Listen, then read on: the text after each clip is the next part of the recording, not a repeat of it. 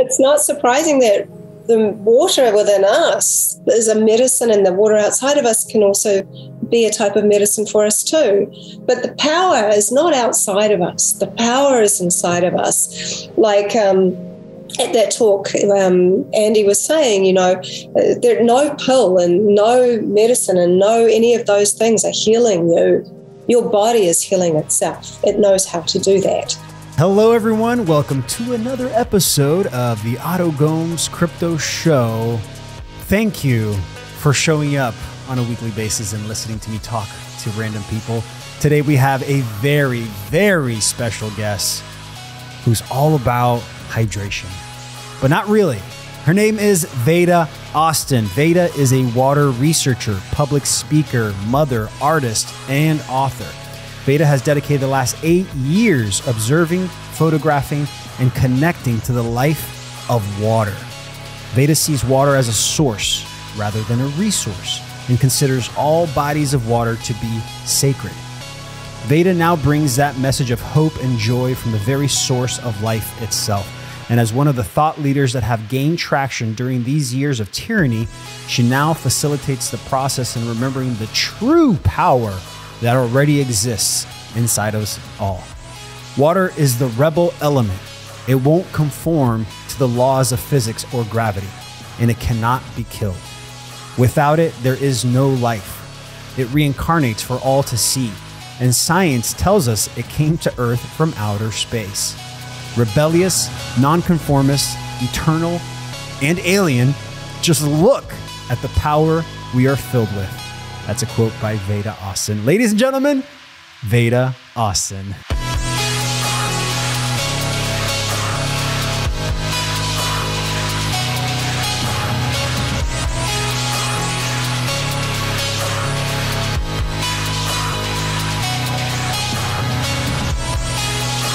Hello, everyone. Welcome to another episode of the Oto Gomes Crypto Show. Today, I have the lovely Veda Austin, where we're going to talk about water. Veda is a water researcher, public speaker, mother, artist, and author. Veda has dedicated the last 8 years observing, photographing, and connecting to the life of water. Veda sees water as a source rather than a resource and considers all bodies of water to be sacred. Veda now brings that message of hope and joy from the very source of life itself. And as one of the thought leaders that have gained traction during these years of tyranny, she now facilitates the process in remembering the true power that already exists inside of us all. And here's a quote by Veda that I loved when I read it. Water is the rebel element. It won't conform to the laws of physics or gravity, and it cannot be killed. Without it, there is no life. It reincarnates for all to see, and science tells us it came to Earth from outer space. Rebellious, nonconformist, eternal, and alien. Just look at the power we are filled with. That is beautiful. Ladies and gentlemen, Veda Austin, thank you for joining me. Wow, it's so nice to hear some of the things that I've said and thought spoken by other people back to me. So thank you so much for that. And I'm so happy to be here. Well, yes, I truly am honored. I've heard so much about you from the people that I've interviewed, that I've spoken to, that are leaders themselves. And every time I mention you, they're like, oh, you got to meet Veda. She's just a beautiful light. And when you hug her, you're going to melt into her arms. I'm like, all right. You guys are talking this person up. I got to meet him. Oh my gosh. Well, hugs are underrated. People go in for like a 2-second kind of a performance. But they don't actually go in for the real deal, where you can actually feel someone's energy. And, you can apparently somewhere in the region of 25 seconds is all it takes for someone to actually calm their nervous system just a little bit more. Ooh, and I know that there's like a lot of discernment there when you said that, because of all the research you've done on water, because we are water, like we're literally made of water. So, I mean, I know there's something there. We're going to get to it. But I want to start back in the past, start back in your journey and how it all started and why you chose water to focus on and give all your focus and energy to. And specifically, what was your red pill moment that really shook you out of the matrix and down this path? Mm-hmm.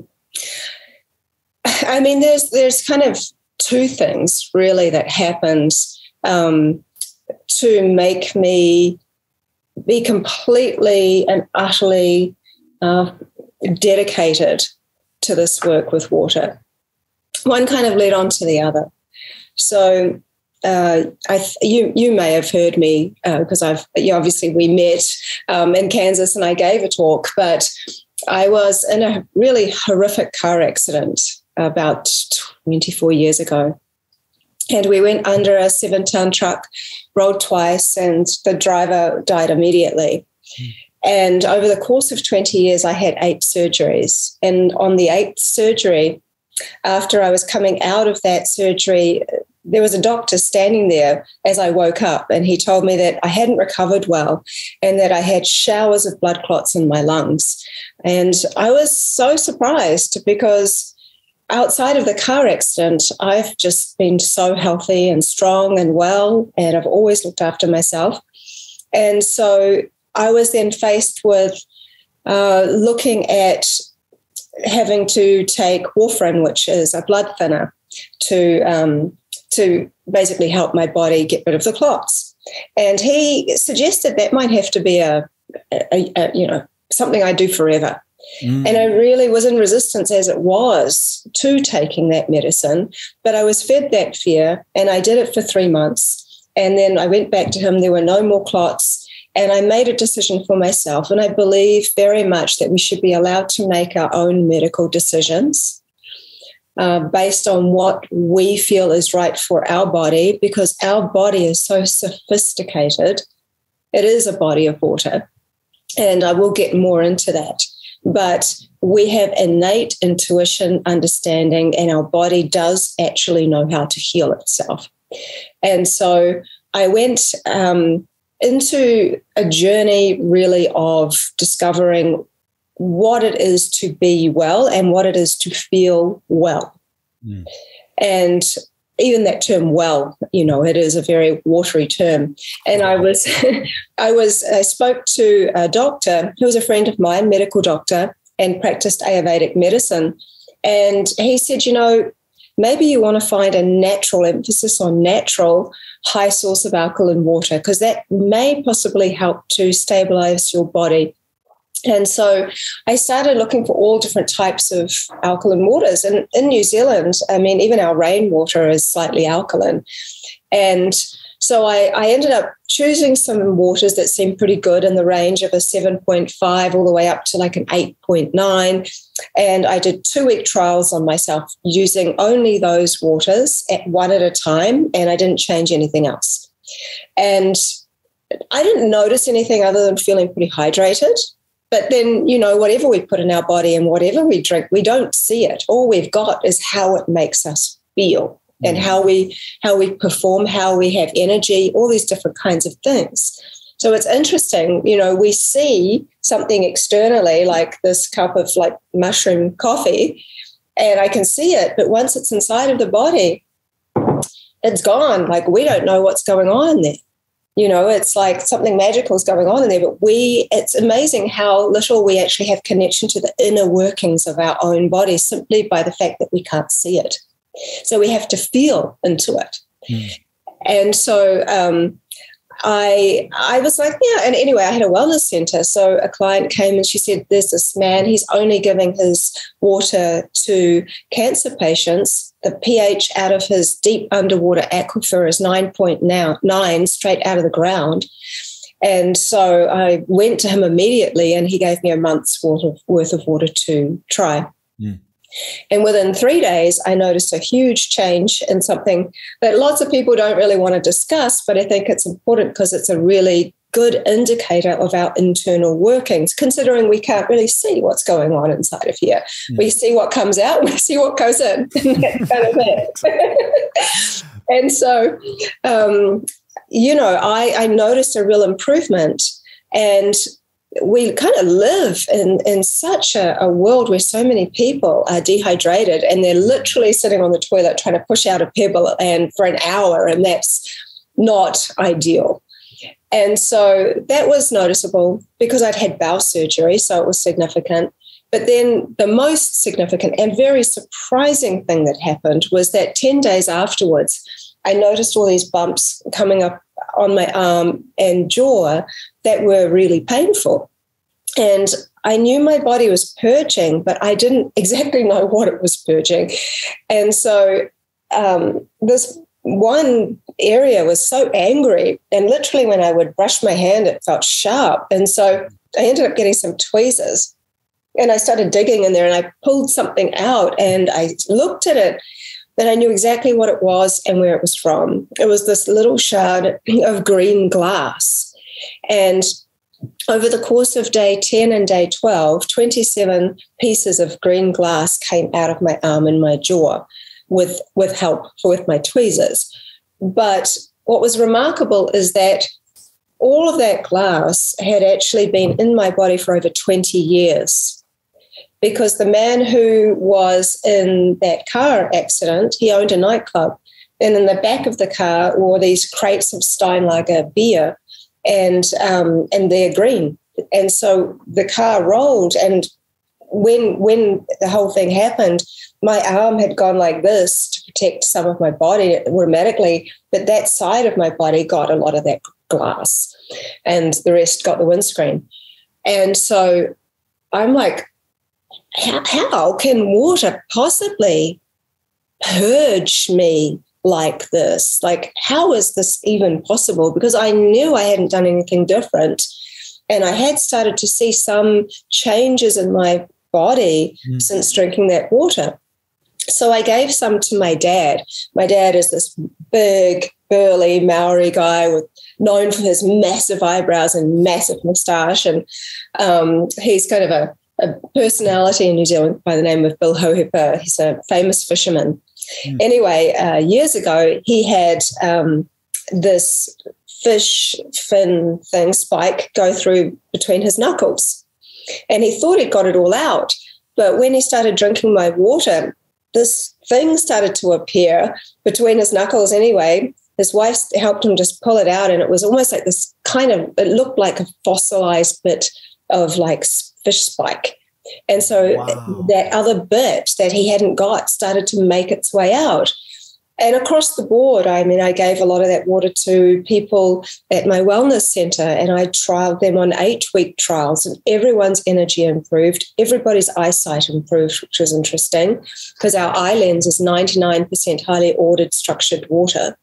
So really, we see the entire world. If we can see with our eyes, we see everything through the lens of water, literally. Whoa, you're blowing my mind. Hold on.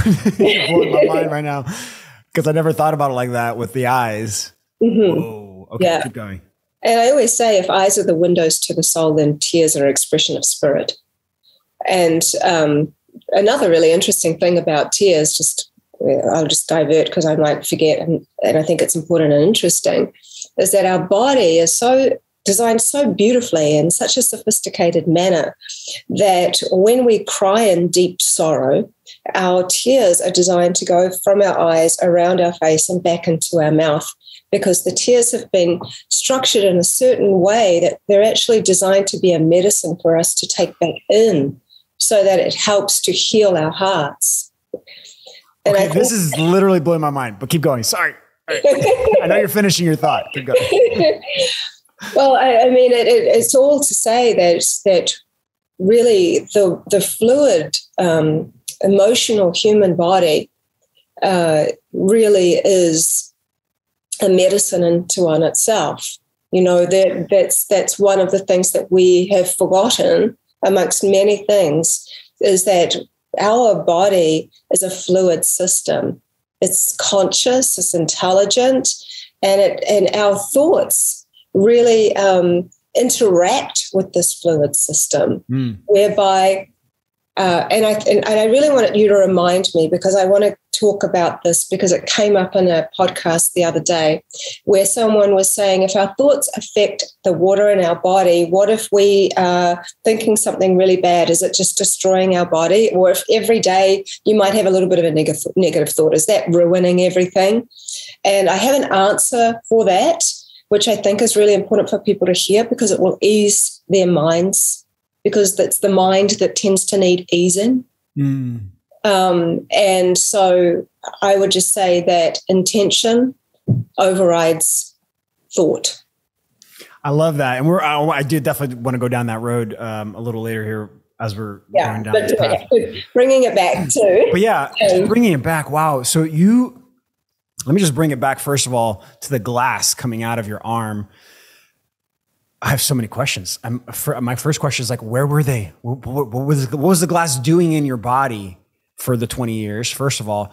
And then I'm also thinking, when drinking that water, what did it tell your body to, what was the signal that you were giving your body? Was it like a hydrating signal to go, oh, I can relax now and I can start to push this stuff out that's not part of me? So it's just interesting to see like that it's almost as if like until you were ready, it's like your body needed to be ready for that point for you to take that next step and then do the water and then all that stuff coming out.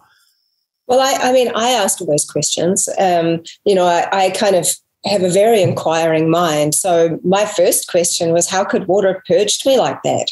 And what is it in the water that's helping other people to heal on various levels and all different kinds of things? Because it made massive differences to a lot of the clients that I was seeing. And so, of course, you naturally go to an analysis and you go, okay, is it the high pH? Is it the high bicarb that it had? What else is in this analysis?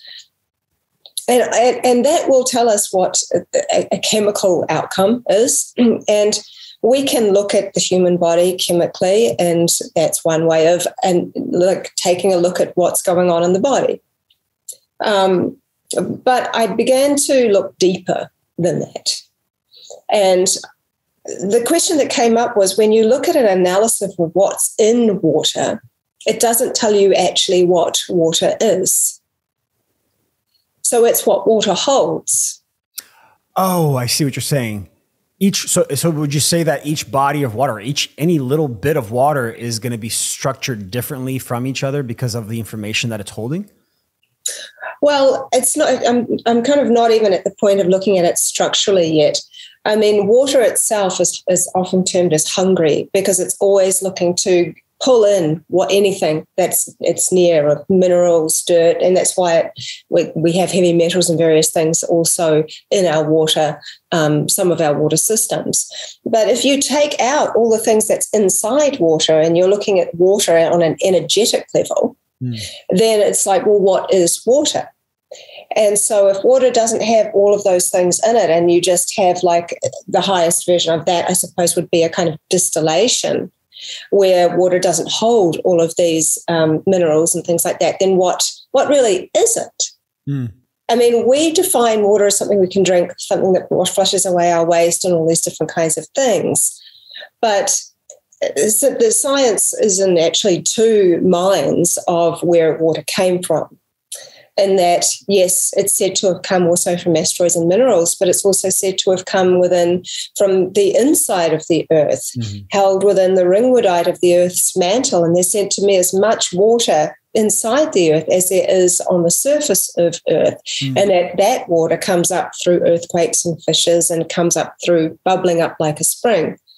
And so wherever it came from, it still came from an alien environment, for us as people. And so why is there water? Like, why, outside of there being a very chemical reason for its kind of watery state and air state and ice state and all these kinds of things, like, what is it to us? Given that's by molecular count, we're 99% water. Yeah. I love this. And I have to go back to what you wrote. It's on your website that you see water as source, right? As source. And sitting in your presentation in Wichita, I had this like moment where I had a sort of like a connecting dot epiphany because of the way you were describing water and how we're water. And I think you had said something like that in every drop there is the entirety of the soul, or something like that. Like that our soul is like inside the water in some way or another. Like I made that connection basically. And so I thought, whoa, is each individual human just an expression of the entirety of the water that exists in this reality? You know, it's like water is source, is God, and decided, hey, I'm going to start putting myself in these avatars and experiencing myself in myself to see what happens. I don't know, whatever the reason was, but that's what it feels like now. Well, yeah, I mean, that's very, and I think I said what someone once said to me: what if water is expressing its consciousness through each and every one of us to observe itself from every single perspective? Mm-hmm. And so the more I work with water, the more I see that consciousness and water are so intimately intertwined that they may well be behaving as one. And that my friend Moses Hackman once said that water is the glove on the hand of consciousness. Sorry, I'm just getting rid of something here. And that's a really interesting perspective as well. But the way in which I came back around to understanding more about my healing experience was that I really had to look a little deeper. And that was, I looked at what Tesla says, you know, if you want to know the secrets of the universe, look at energy, vibration, frequency. And so I wondered, well, perhaps this water has a different type of frequency. So I think that we have an orchestra, a massive orchestra of cells singing in our body. And there is ultimately a song that is being played. And I've always thought that when we have a massive change of perspective, that song shifts and changes. And whoever was attracted to our old song sometimes isn't attracted to the song we've got now. And you find that those people move on and new people come in. It's the power of frequency and vibration. We come to what we're most attracted to, mm-hmm. or what we most need to know about ourselves. And so what I came to understand with this particular water, which I consider to be a medicine water, and I do believe there are other medicine waters around the world, pockets of them, is that it held a very high vibrational frequency. And then when I actually drank it, what I think happened was that it entered into my cells and it added another component to this orchestra. And just like an opera singer can sing a really high note and shatter glass, it was as if my body, all the cells suddenly turned on to the understanding that there are things in my body right now that are foreign and that do not need to be there. And the vibration of that literally started to purge them out. They were under, they were there. I can still see little bits of like a dot of gravel here and there, but the glass is what really came out. And so that was very specific. The glass is what came out of my arm and jaw. And so I started to realize there were a lot of subtle changes that happened across the board with many people with drinking this water. And so I wanted to really understand water better, because I'm thinking, well, if it can help my body, and my body assimilated it in such a way that it could do something that it hadn't done in 20 years, that's pretty amazing. And so I started to read much more about the new science of water, and there really is a new science of water. And my friend and mentor, his name's Dr. Gerald Pollack, he's one of the world's leading water scientists. He talks about the fourth phase of water. There's a liquid, solid, gas, and then a type of gel or plasma. And that's the kind of water that is inside our cells. And our body takes H2O and converts regular water into this special type of water that it uses as a battery in the cells. And that type of water in the cell expands with infrared light. It's negatively charged. So all healthy cells are negatively charged. So that charge is very important because it really kind of helps keep us in balance. And so I started to also be interested in Masaru Emoto's work and also a man by the name of Laurent Costa. Now, Emoto was not embraced by the scientific community, mostly because he took a lot of photos and chose the best ones, and he never hid that from anybody, but he did do that. And so with Emoto, for anyone that doesn't know what he did, essentially an example would be he'd have a cup of water that said love, a cup of water that said hate with words on the glass, and then he would take a drop and flash freeze it, and then take a photograph of how it formed crystallographically and in the ice. And so love, he showed, created beautiful geometries, and hate had a very disordered type of look. And so his work really opened the door, though, for people to see themselves as sensitive bodies of water, sensitive to thoughts and feelings in their environment. And that was very important because this picture speaks 1,000 words, and water really has a lot to say, especially in my area of work. And so what people were able to see is that, right, my thoughts really are affecting me as the system of water. And so the next person who's become a friend of mine, his name is Laurent Costa. And similar to Emoto, he would take photographs microscopically of water. But he had a very specific ethos in that he believed for himself that water was his spiritual teacher. And I'm very much in a similar vein as him, in that he did not want to experiment on water because, well, firstly, I don't experiment on water, and I don't use that word because I'm a body of water that doesn't want to be experimented on, and I give water the same respect. Oh, that was really good. That was really good. Bodily autonomy is also water autonomy. It is. And so he simply would invite water to share whatever it wanted. And so sometimes he would look into the water before he froze it, and he'd smile at it. And so a lot of his work is photos of faces, like happy faces and hearts and fish and things that were relevant to him, and that water had simply designed without any specific kind of experimentation or influence. And so his photos are really remarkable. And when I see a happy face, it makes me want to smile. So geometry and imagery, they're quite different in the way that we respond to them when we see them visually.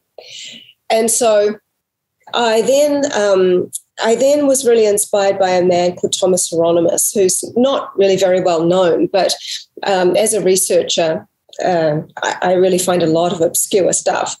And so Thomas was great because he had written down this observation that he went into a Parisian meat market and he observed that the freshly placed organs of an animal appeared to be affecting the way the frost froze on the glass behind where they were placed. For example, a liver, the shape of a liver would appear in the frost above a liver organ, and so on and so on.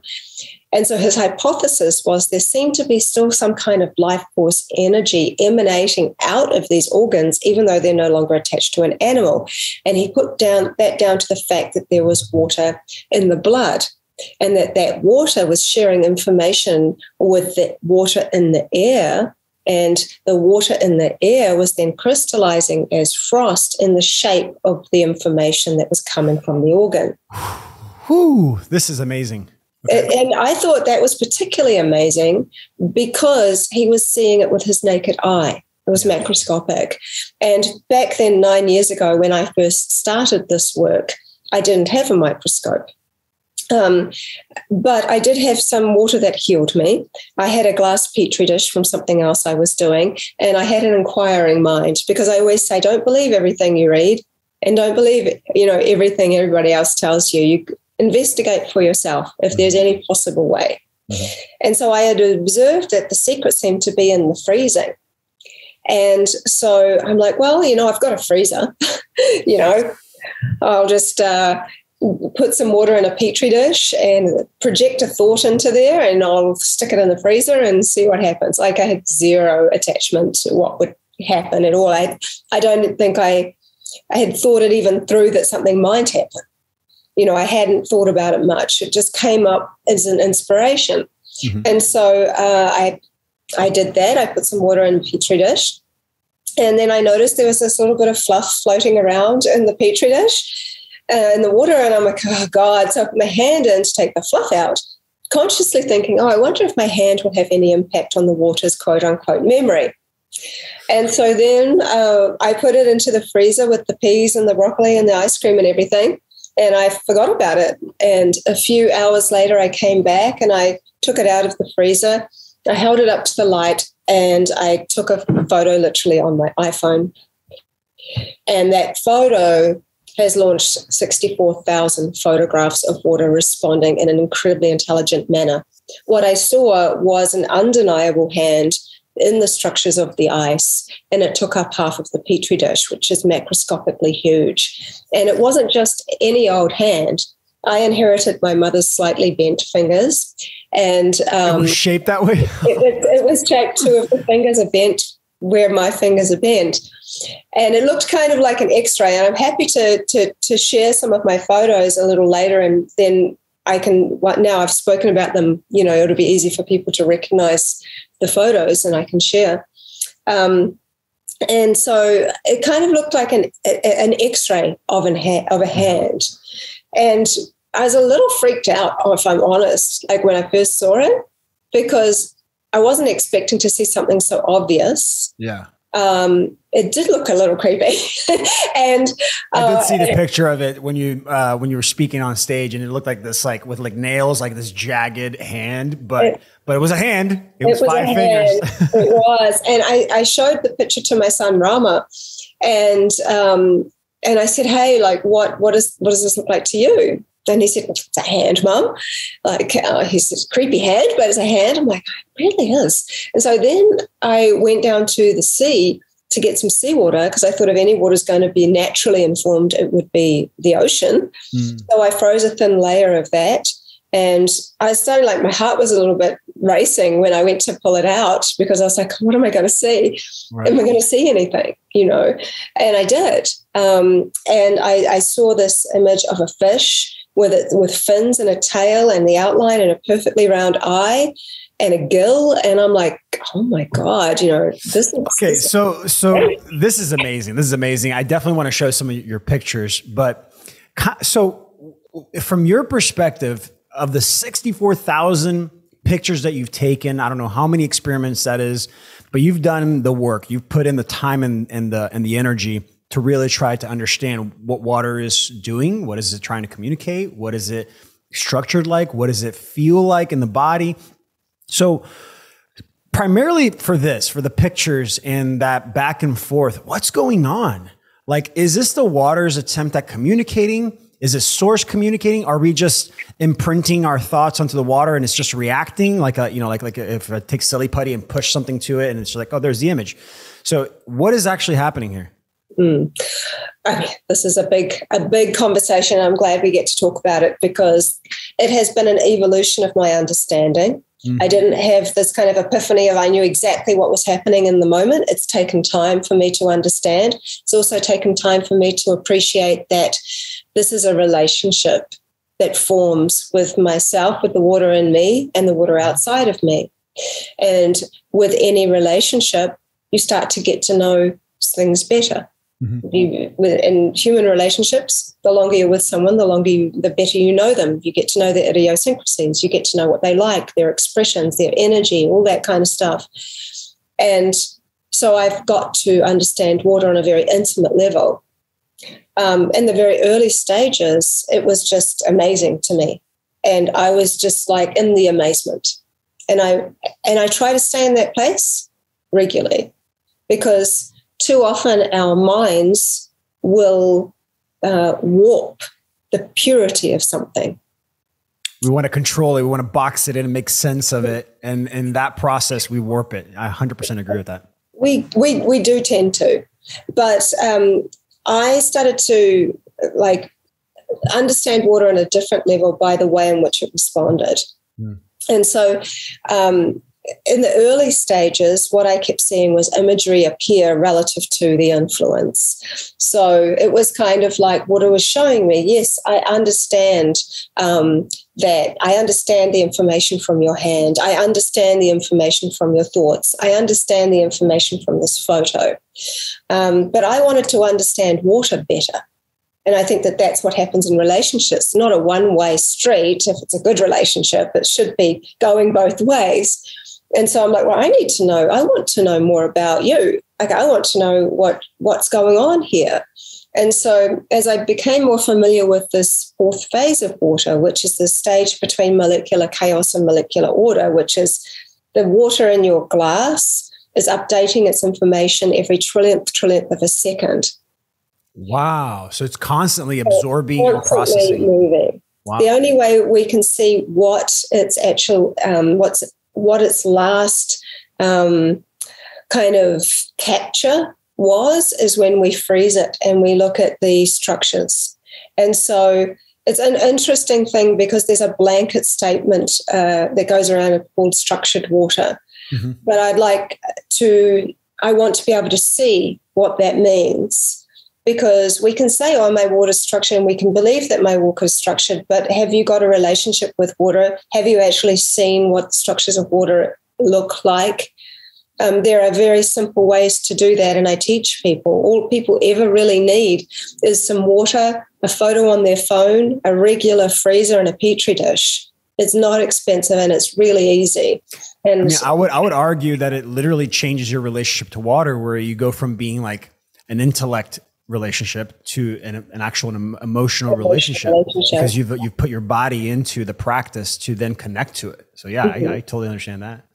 Well, so then as you're kind of going along in that vein and you're starting to understand, okay, what I observed was that when I opened the freezer earlier and earlier and earlier, I observed that water is splitting into two types of waters in the very early stages of freezing, and that I had been freezing water completely. And I look at my work now compared to the work I did then. I'm like, I can't even believe I got such great imagery then compared to what I do now. Wow. For years now, I've been using my own technique that I discovered out of inquiry. And essentially, when we're around about 5 minutes of freezing, the water is liquid on top, and then there is like a liquid crystal, like a type of ice on the bottom. Mm. And when you see that, the first time I ever saw it, I kind of noticed that there was something in there, but it was still a bit liquid. So I pulled it out to see what was there, and the water naturally tipped out. And I saw this incredible crystallography that was so much clearer than anything I'd seen before. And it had this incredible image in it. And I'm like, oh, right, I get it. And so I kept doing that. And as water starts to freeze, it freezes in layers. Although when you see an ice cube, you wouldn't have known the process it took to become an ice cube. Mm-hmm. So as it starts to freeze in layers, that very first freeze is what I capture now. That's the first impression of your influence, of your conscious expression of whatever it is you were doing with water. And everything that overlays on top of that are secondary patterns. And so once you've got it to this in-between stage of liquid and ice, you tip the water away and you photograph what's left. And what that does is enable more light to come through the dish. It gives you a much clearer perspective of what is going on in there.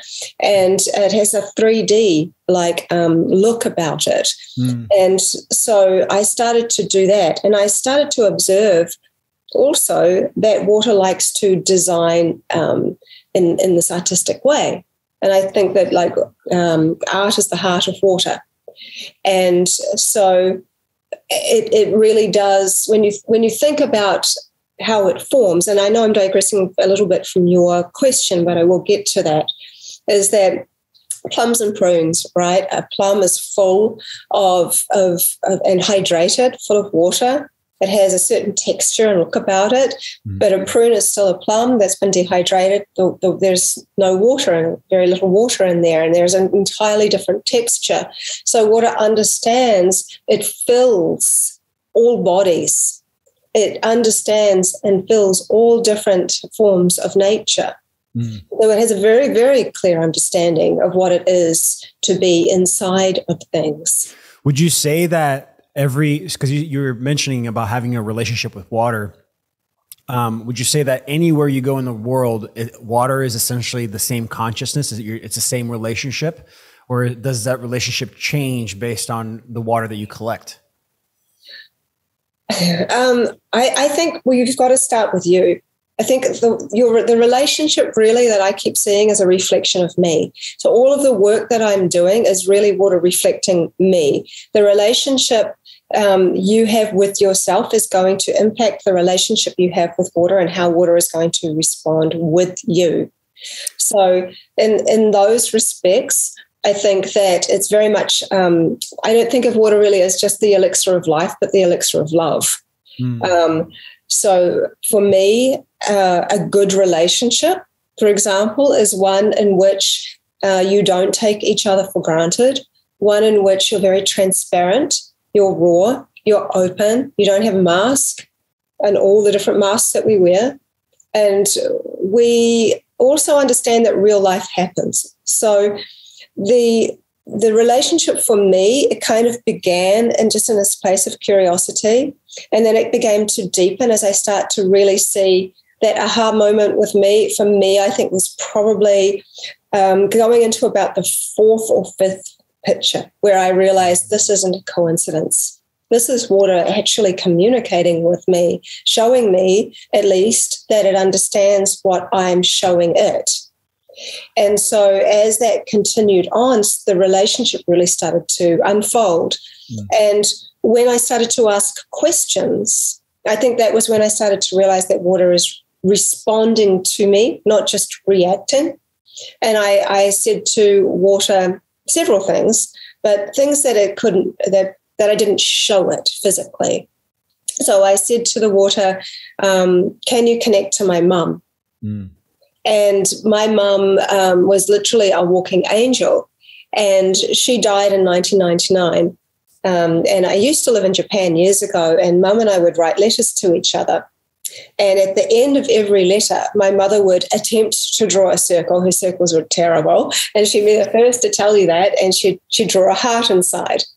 And so the image that I got in the ice was this misshapen circle with a heart in the middle. And when I saw that, I knew what the significance of that was to me. But you could say, well, how could water know that? And then I've done that every year on her birthday, and I've got the same response. Oh, that to me is amazing. I mean, that's so cool.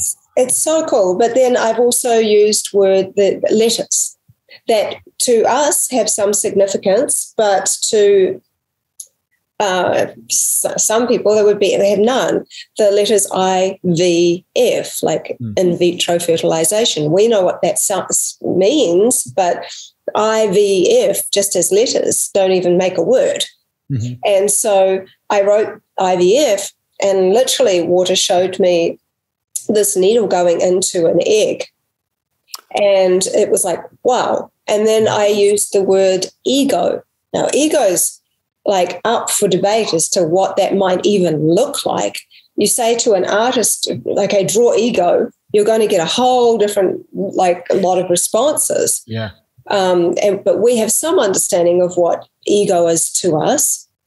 But water had designed this incredible image of this giant kind of shoulders and this skinny little neck, this little face, and this massive balloon head.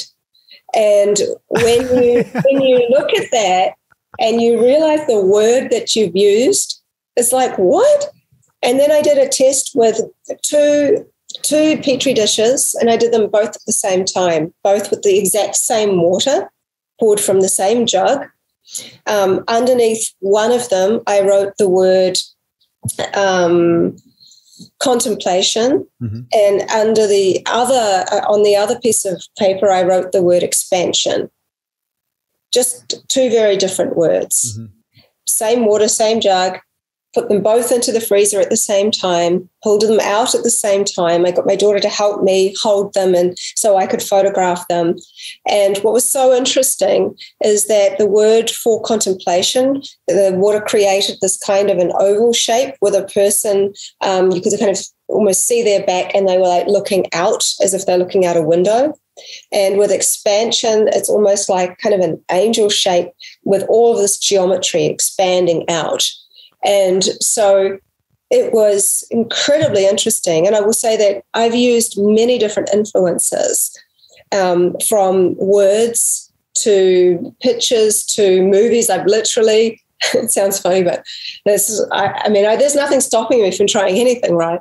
Yeah. So I've had a petri dish of water and literally just put it on the couch to watch movies and left the room.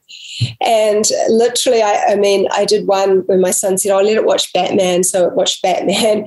And then this incredible image of Batman was like literally in the eye. Oh, no. And like I did kind of like Jaws, and so the big shark mouth with the teeth, and like literally it reminds me of like watching a movie where you have the human beings meeting the aliens for the first time and they're trying to communicate, and like the humans will flash some lights and then the aliens will respond in a way that could be more, there's more depth to the response, to where you're like almost trying to communicate not only the words, but also the emotion, the intention behind.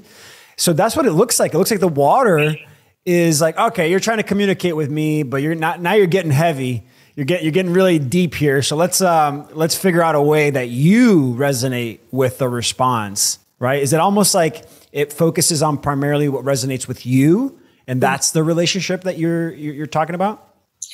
Well, for me, the relationship is actually, it's slightly different. So water seems to have, from all of the tests that I've done, it appears to actually have a kind of sovereignty about it in the way in which it can respond. I say that because many other people are now doing this work, and other people are seeing amazing responses in water in various different ways. Well, one lady, she had lost her cat. So I have like this private Facebook group for people that are actively using the technique and have my technique or have done a workshop. And there's like 300 of us there. And this woman had lost her cat. She was freaking out because in America you have to worry about that. In New Zealand, you don't have to worry. Your cat will just come back. But there's like all kinds of things that will eat cats here. And so it was been missing for 4 days. And in the group, she's like, I asked the water to show me where my cat is alive.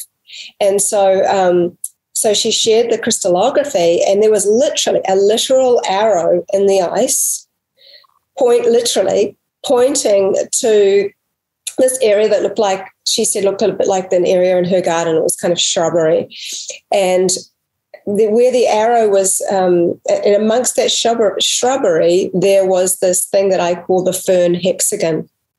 That shape is like a hexagonal shape, but the lines are like a star in the middle of the hexagon, and each line has like a fern on it.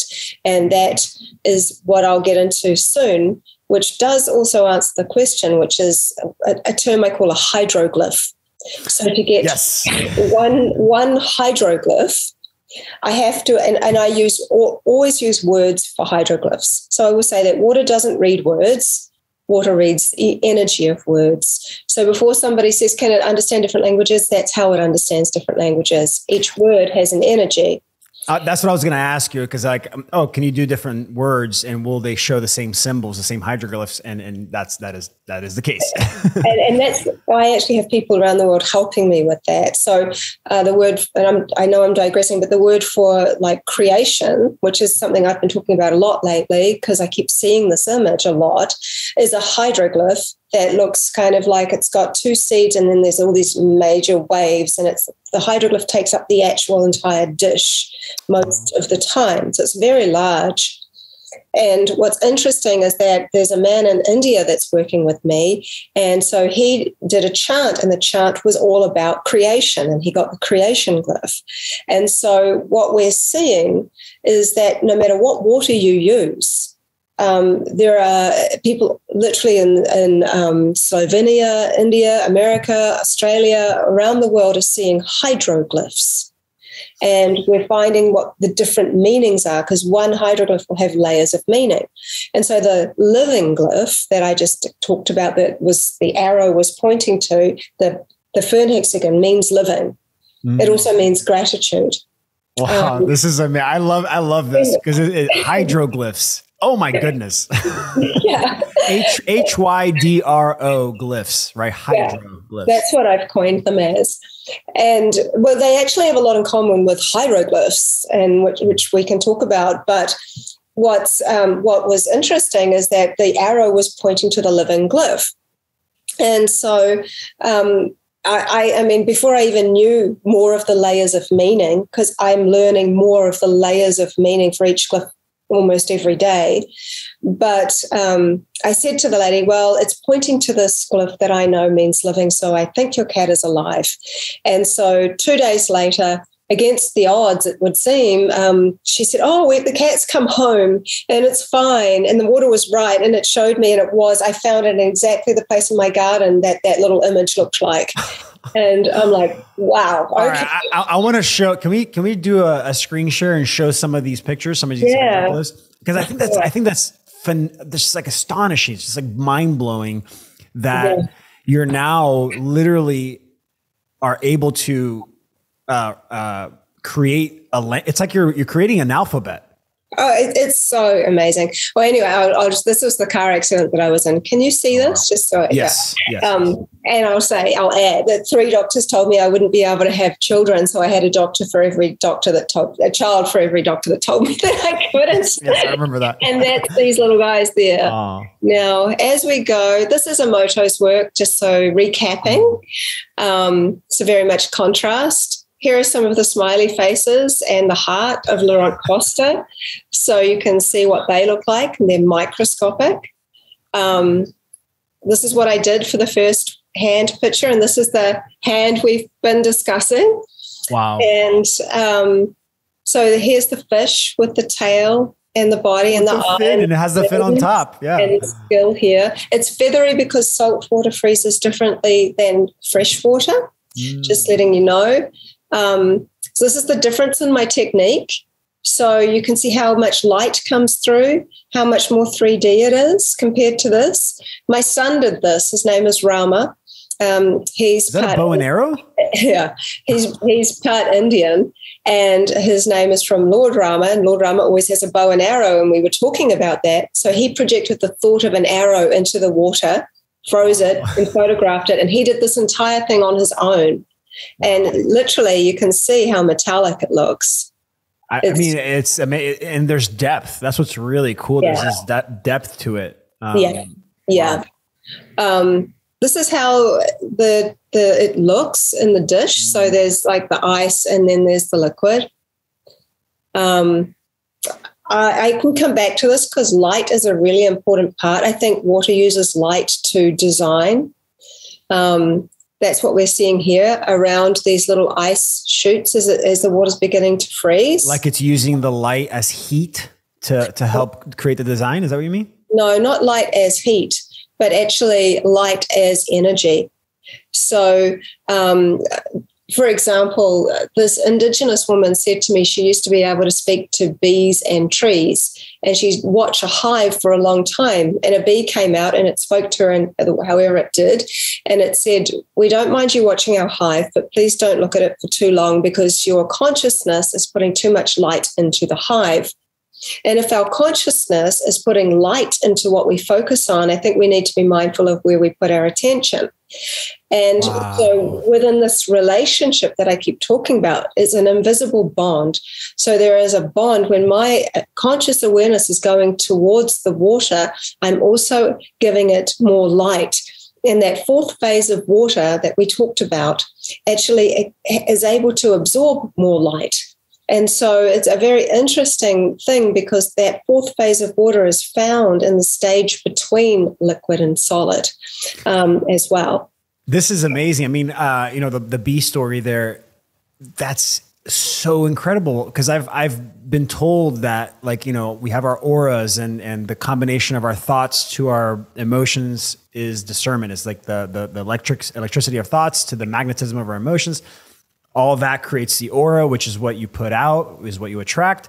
But you're saying that, like, there is an actual energy that we can focus based on, and I've heard this before, like, where your focus goes, your energy flows. But there's an actual flow of energy that's coming out of our bodies in a focused state.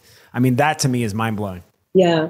Well, I think that water has an internal light source, and when you add more to it, it can use that as an energy to design. Which is the way in which it designs is as it begins to freeze. You can literally, sometimes I catch it as it's beginning to freeze, and the actual freezing process can take seconds. The whole thing can freeze in literally seconds. And yet there has been this decision almost about how it's going to design. And what I always say to people, anyway, I'll focus on this, but I will say that it is important to get to know what your water looks like without doing anything to it first. Like, get to see what its natural patterns are, so that when it's time for you to do something new with it, you'll see there's been a change. It's almost like you have to, because it's going to communicate in very different ways every time, right? It's going to freeze slowly or fast or in a different shape. So knowing that base, like how it is without any, it's like the control group, how it changes.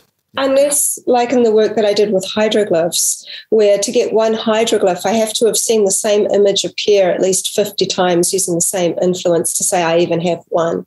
That's another situation again. Yeah. So this I used for my friend's photos. So this is a section called image recognition or facial recognition. So I put my petri dish of water on top of my friend Wendy's photo for 30 seconds. I say 30 seconds just because I like that number. It doesn't have to be that long. And people always ask why, and I can't say why. That just happens to be the number I like. And as you can see, it's designed Wendy's face. But to say that show it's not random, I used a photo of Sadhguru. Somebody asked me to use his face, and you can see it's designed his beard and his nose and his eye and everything there. As we move on, I've used a Roman coin because I've always been interested in ancient Greek and Roman and Egyptian history. And so you can see is the ear and the side profile and, the whole head and neck. Even the the wreath that they put, like you can see a little wreath. Yeah. This one throws a little long, which is sometimes nice to see because, you kind of get different perspectives, but you can see the outline is still there. It's poking through the ice. And so I'm just giving you some small examples. There's lots of examples also on my website, and I post every day on Instagram. But here's a little nice selection. So you can see what I've done here. I put my thumb in the water, and you can see the thumb is there. But what's so interesting is you might notice there's a little indentation in the nail on the ice. A few hours after I did this, I actually chipped my nail in exactly that same place on my thumb. And it was like, oh, you told me something that's about to happen. Is that the only time that's happened, or is that a constant thing? Wow. No, it's not a constant thing, but I have seen it show me things that are about to happen. Like I was given... the water showed me this obelisk, a picture of like this amazing obelisk in the ice, and it had no relevance to me in the moment.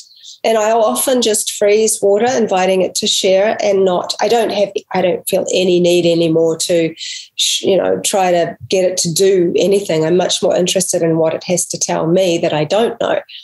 And so, but a few hours later, a friend came over and she said, oh, I've just been to the crystal shop. You'll never believe how gorgeous this crystal is. And she got this crystal that was quite large and in the shape of an obelisk. And she said, have you seen anything quite like it? I'm like, well, actually, I knew exactly what you were going to say.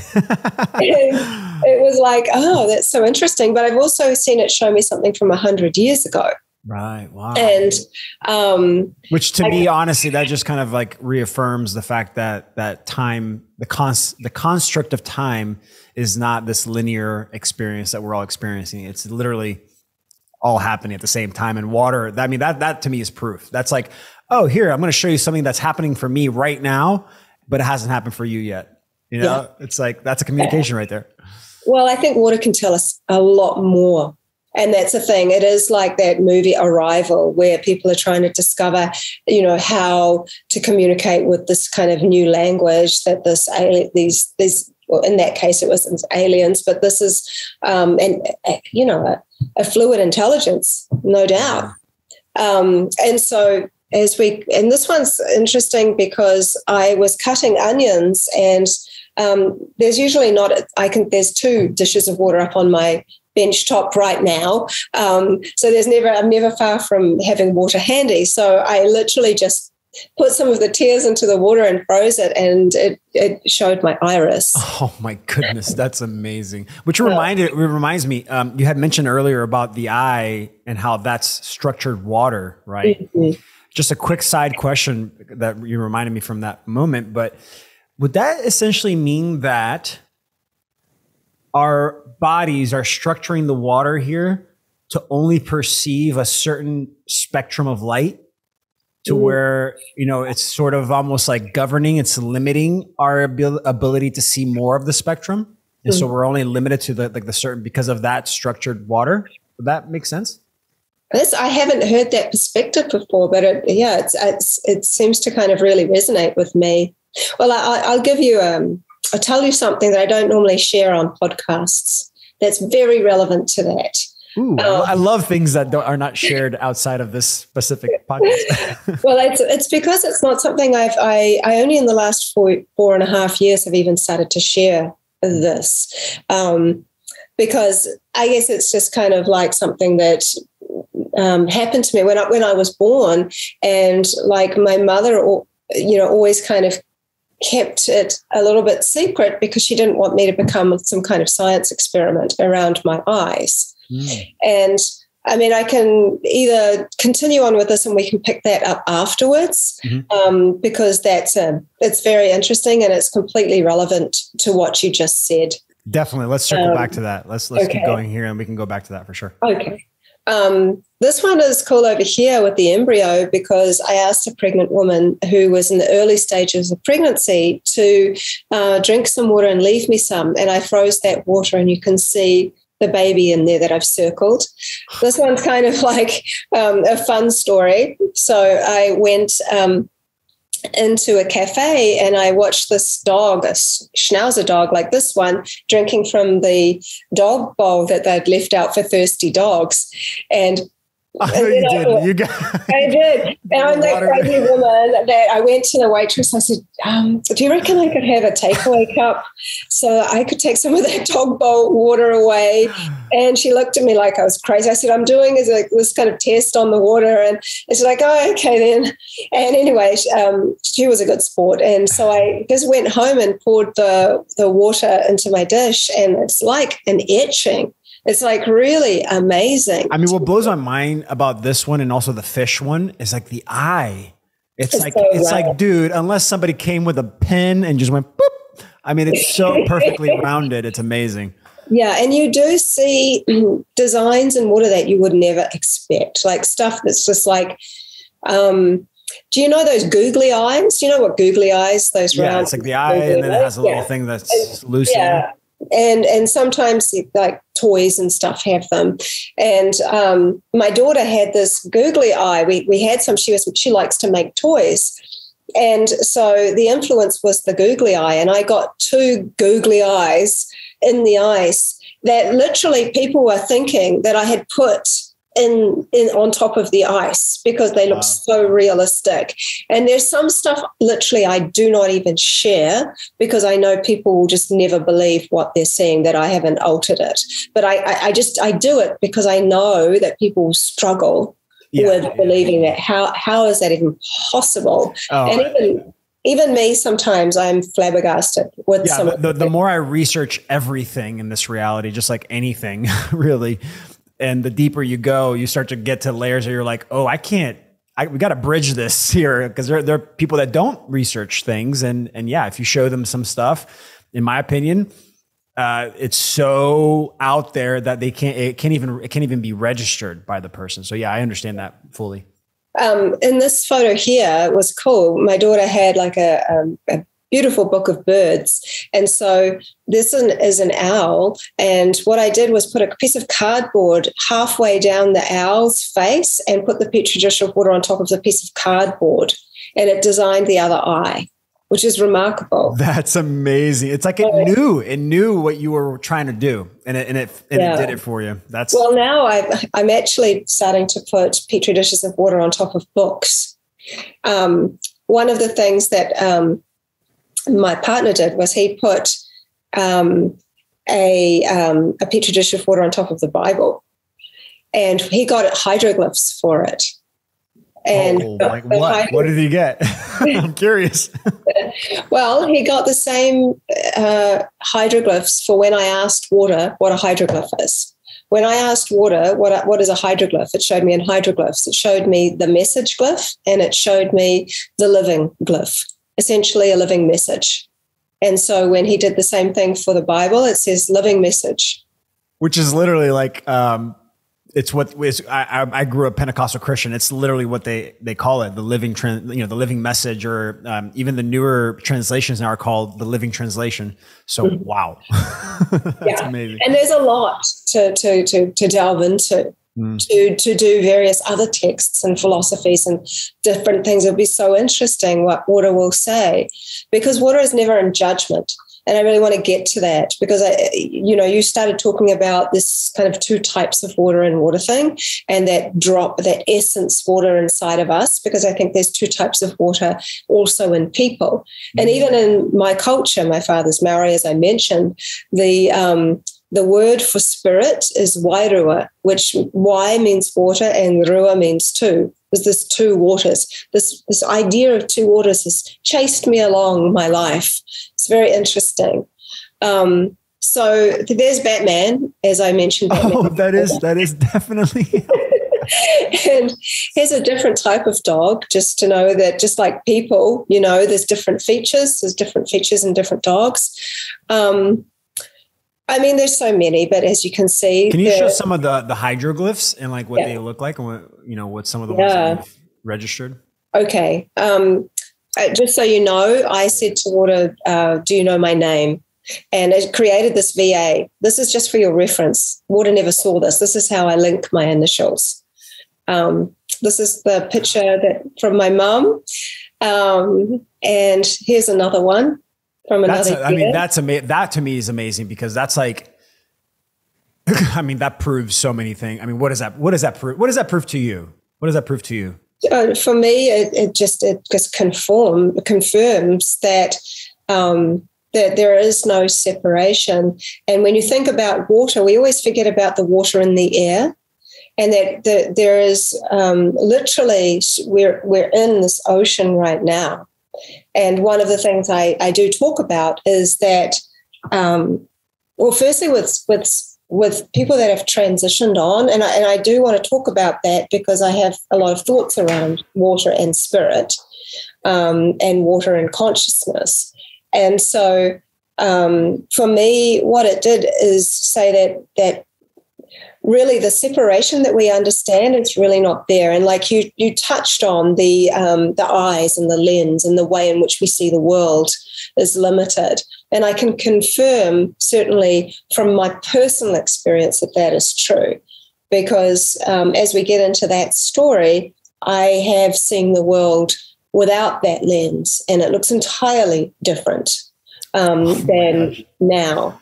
And so it's a very interesting way you put it. I'm very grateful, because it's a new perspective for me to kind of ponder. So this was from a man whose dad had died, and I asked if the water could connect to his dad. And what was interesting is I left the water out overnight, and when I came back, so much of it had evaporated compared to the other two I'd left out for something else relating to him. And so this was the only one that it evaporated so much. So I just froze what was left, and all the water turned into a heart. Like it all came together and became the heart, right? That's pretty cool. Yeah. I don't know how. Okay. So hydroglyphs. So just this is helpful for people that like want to see the numbers, and there are people like that. I have done them. So this is a handful. So these are the empty star is the hydroglyph for imagination. What I like to do is kind of just tie it in with something in nature that you might have that is natural. So when I say other potential meanings, why I say that is that I have used those words and seen a empty star, but I haven't done them all 50 times yet. So they're potential still. I see. These are 64 examples, just so you know how many there are. This is the message glyph. And I touched on that just before. We were talking about the message. And so it has this frill around it and this kind of what looks almost like encoding on it. And because this is literally like learning a language that has never been seen before, I'm in the very rudimentary stages of this. And it could be that the message is also this. But this is the message. Like they wrote, like that's like a book over there. Yeah, literally built into that. Like an encyclopedia, because they all have that. They all have some kind of message on them like that. And so here we have the coin. Now, this is probably relevant to some of things that you talk about. So, somebody wrote on one of my posts that it seemed like, well, why would water, which is so ageless and so wise and all these kinds of things, why would it show anything for money? Why would it do that?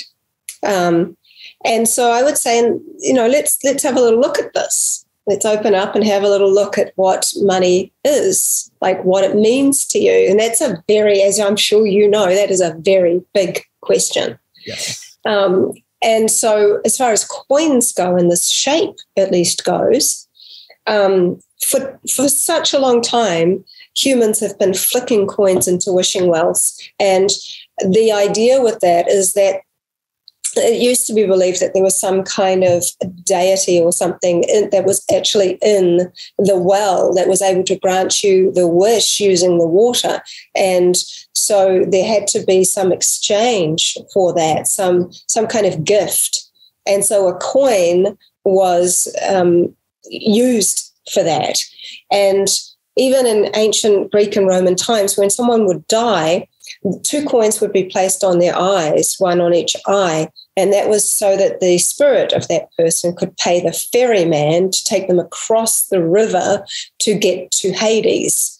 And so this idea of coins and water have been around for a very long time. Plus the coin is actually in the shape of a circle, which is one of our oldest symbols. And so it doesn't just mean money, though. I know that one of its other meanings is abundance, which doesn't have to actually mean physical money at all. And so it's interesting because the image is very 3D. It sort of looks like it's sticking out of the ice. And when it comes to the meaning, I mean, really, money is also around kind of that idea of self-worth as well. So money. Oh my gosh. Okay. Sorry, I don't mean to cut you off, but I was waiting. I was letting you speak because yes, that is literally what I've been talking about recently. That, not that I've been talking about this recently, but I've in the process of, creating the analogies and creating the explanations and connecting my own dots, I kind of came to this conclusion that money is energy. We've normalized putting our self-worth outside of our bodies to these external things of what worth is. Like our self-worth is now externalized. My opinion is that money, that thing that we've given so much worth to, is just a representation of the worth that we should have inside of ourselves. And that's a representation of that energy, that output of that energy. And it's cool because as soon as I saw this, my thought is that if money is just a representation of our self-worth energy, what is a good representation of self-worth? Mm-hmm. And honestly, a circle makes total sense, because when we believe in our hearts that we are that our self-worth is already inside of us, and we believe that truly, the feeling that I have is wholeness. Yeah. And in my mind, wholeness is a circle. It's like, oh, I'm whole. There's no slices cut. So this is just blowing my mind. You blow my mind 4 times in the last hour and 15 minutes. Well, I also have found that when I've written the word cryptocurrency, or even Bitcoin and various things, I've actually seen coins appear. And so it seems that it is not just relevant to physical fiat money, it's relevant to other forms of money and or abundance.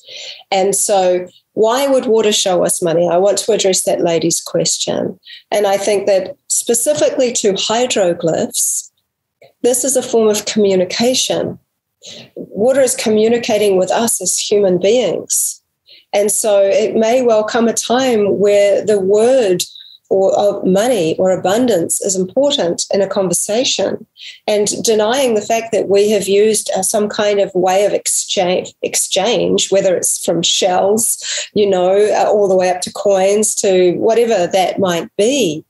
There has been an exchange system. And so it's like water it has its extensive vocabulary. Mm-hmm. And so with talking with people, it might be important that there is some relevance to this. Oh, it makes, for me, I'm thinking like, well, the oldest thing in this reality is water. Let's be mm-hmm. honest. That is the oldest thing that exists. And now you're teaching me that this oldest living thing can remember everything. It's absorbing information constantly. Apparently every, I don't know how many milliseconds, it's adjusting itself. So it makes sense just by process of, cause and effect. It makes sense that it's going to try to communicate with you today based on all of its experience with humanity, and go like, oh, well, you guys have used this circle for a long time, so I'm going to communicate it this way. Exactly. And so that's, I think that's an important way to see this. Mm-hmm. And then this is the fern hexagon. And so it has multiple layers of meaning.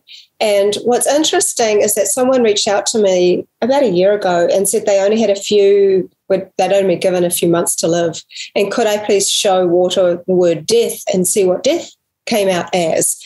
And earlier I talked about the lady with the arrow, and she found the fern hexagon, which is the glyph for living, which is this. Mm-hmm. But this was before I knew it also meant death. So that's funny. It's interesting because I kept seeing the word, the hydroglyph for living come up when I used the word death. And then I realized, of course, water doesn't see death the way we do. It doesn't experience death. It just experiences transition from one form to another. Yes. No, we use the term dead water for polluted water and unstructured water and all kinds of stuff.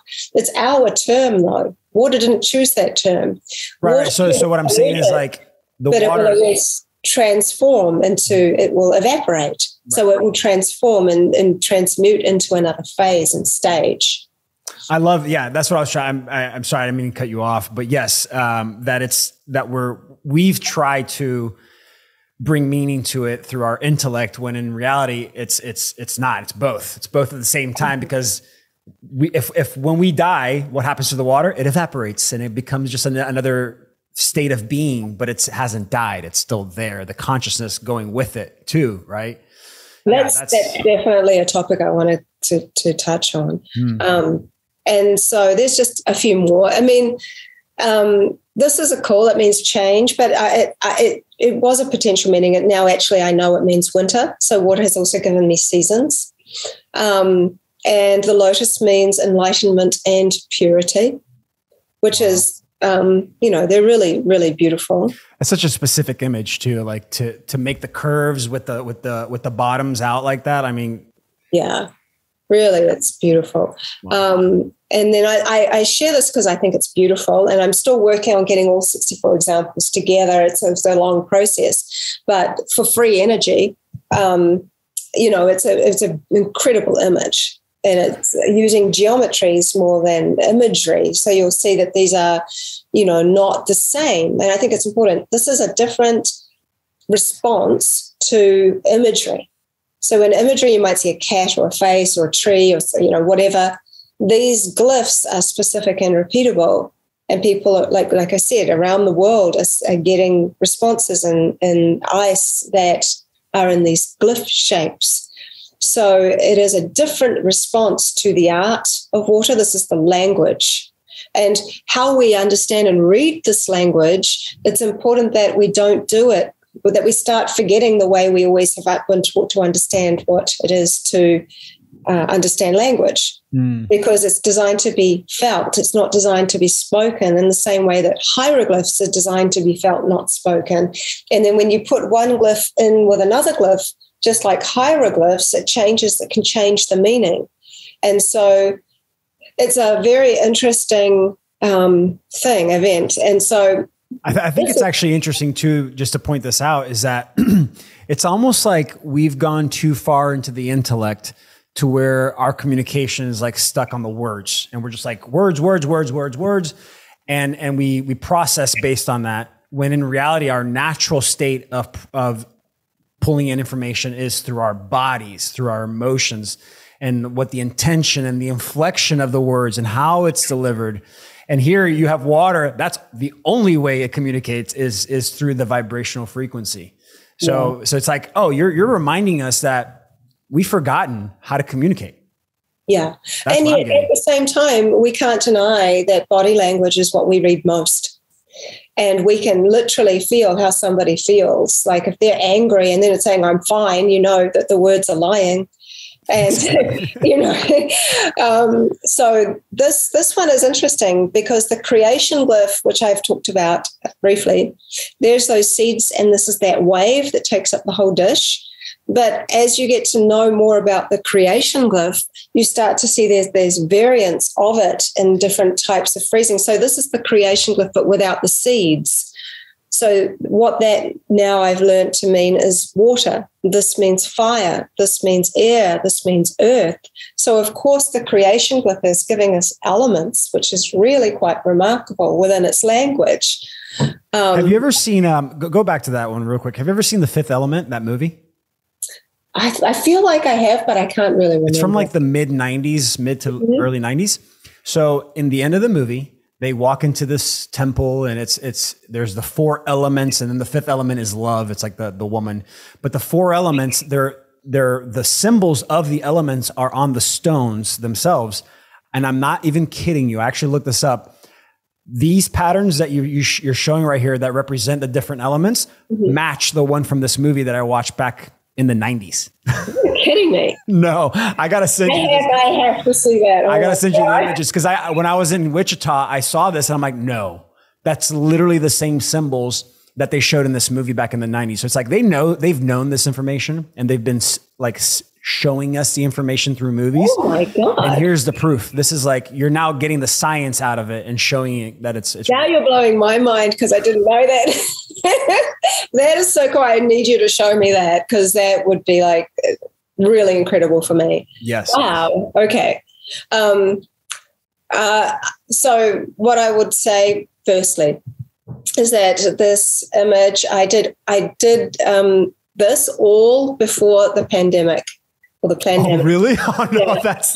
That's funny. It's really important that I tell people that, because otherwise they'll say, oh, you're just projecting.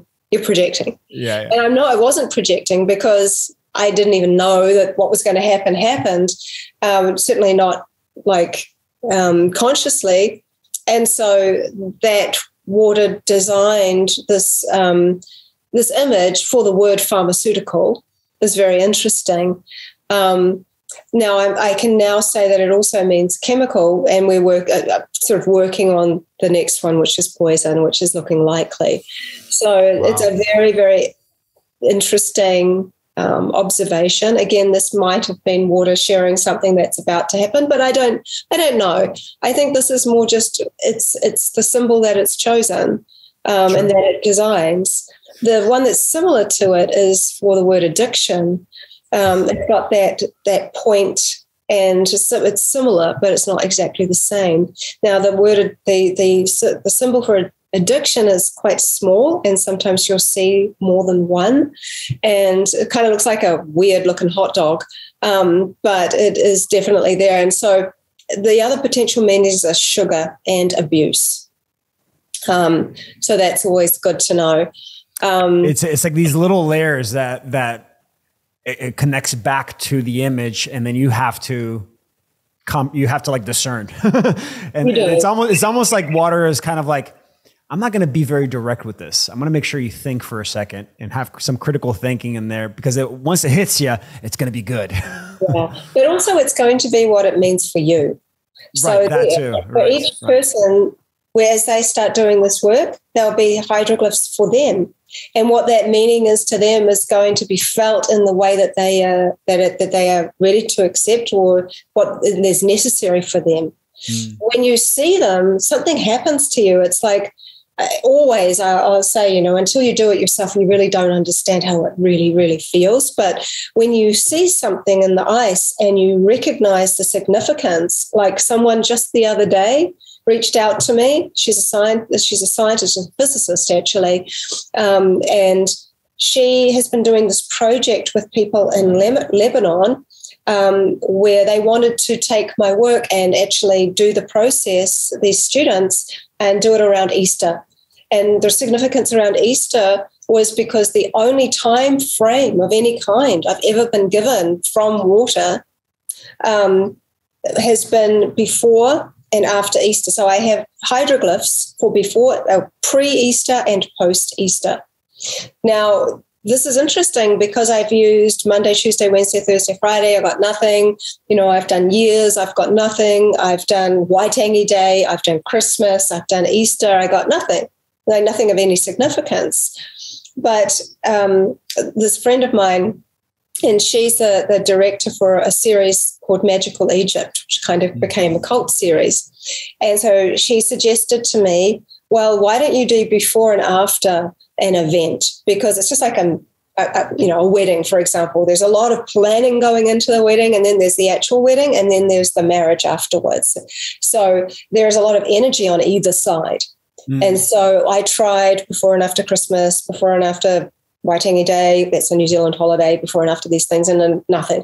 But when I did before Easter, I got something really interesting. I got this cross, and at the top of the cross to the side of the cross, as if you're going to start drawing it like a kite shape, I saw it just this one little bit that had gone from the top to the side. And I'm like, oh, that's interesting. And then that kept showing up for pre-Easter.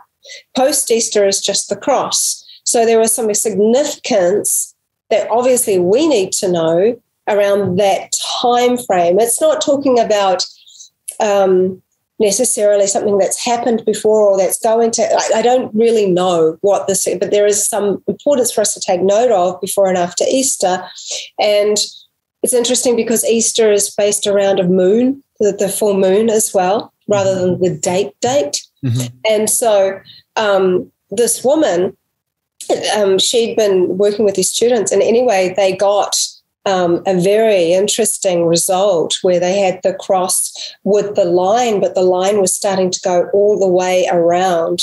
And so it was something really interesting to her. And for her, that made her go, oh, shivers, there's something here. Like, and so I have to have a conversation. Almost like, oh, my whole belief system is about to be shattered, and this is not good. what is going on here? No, she's excited. Like, she's excited because it's like, what is this telling us? Like, this is a big deal.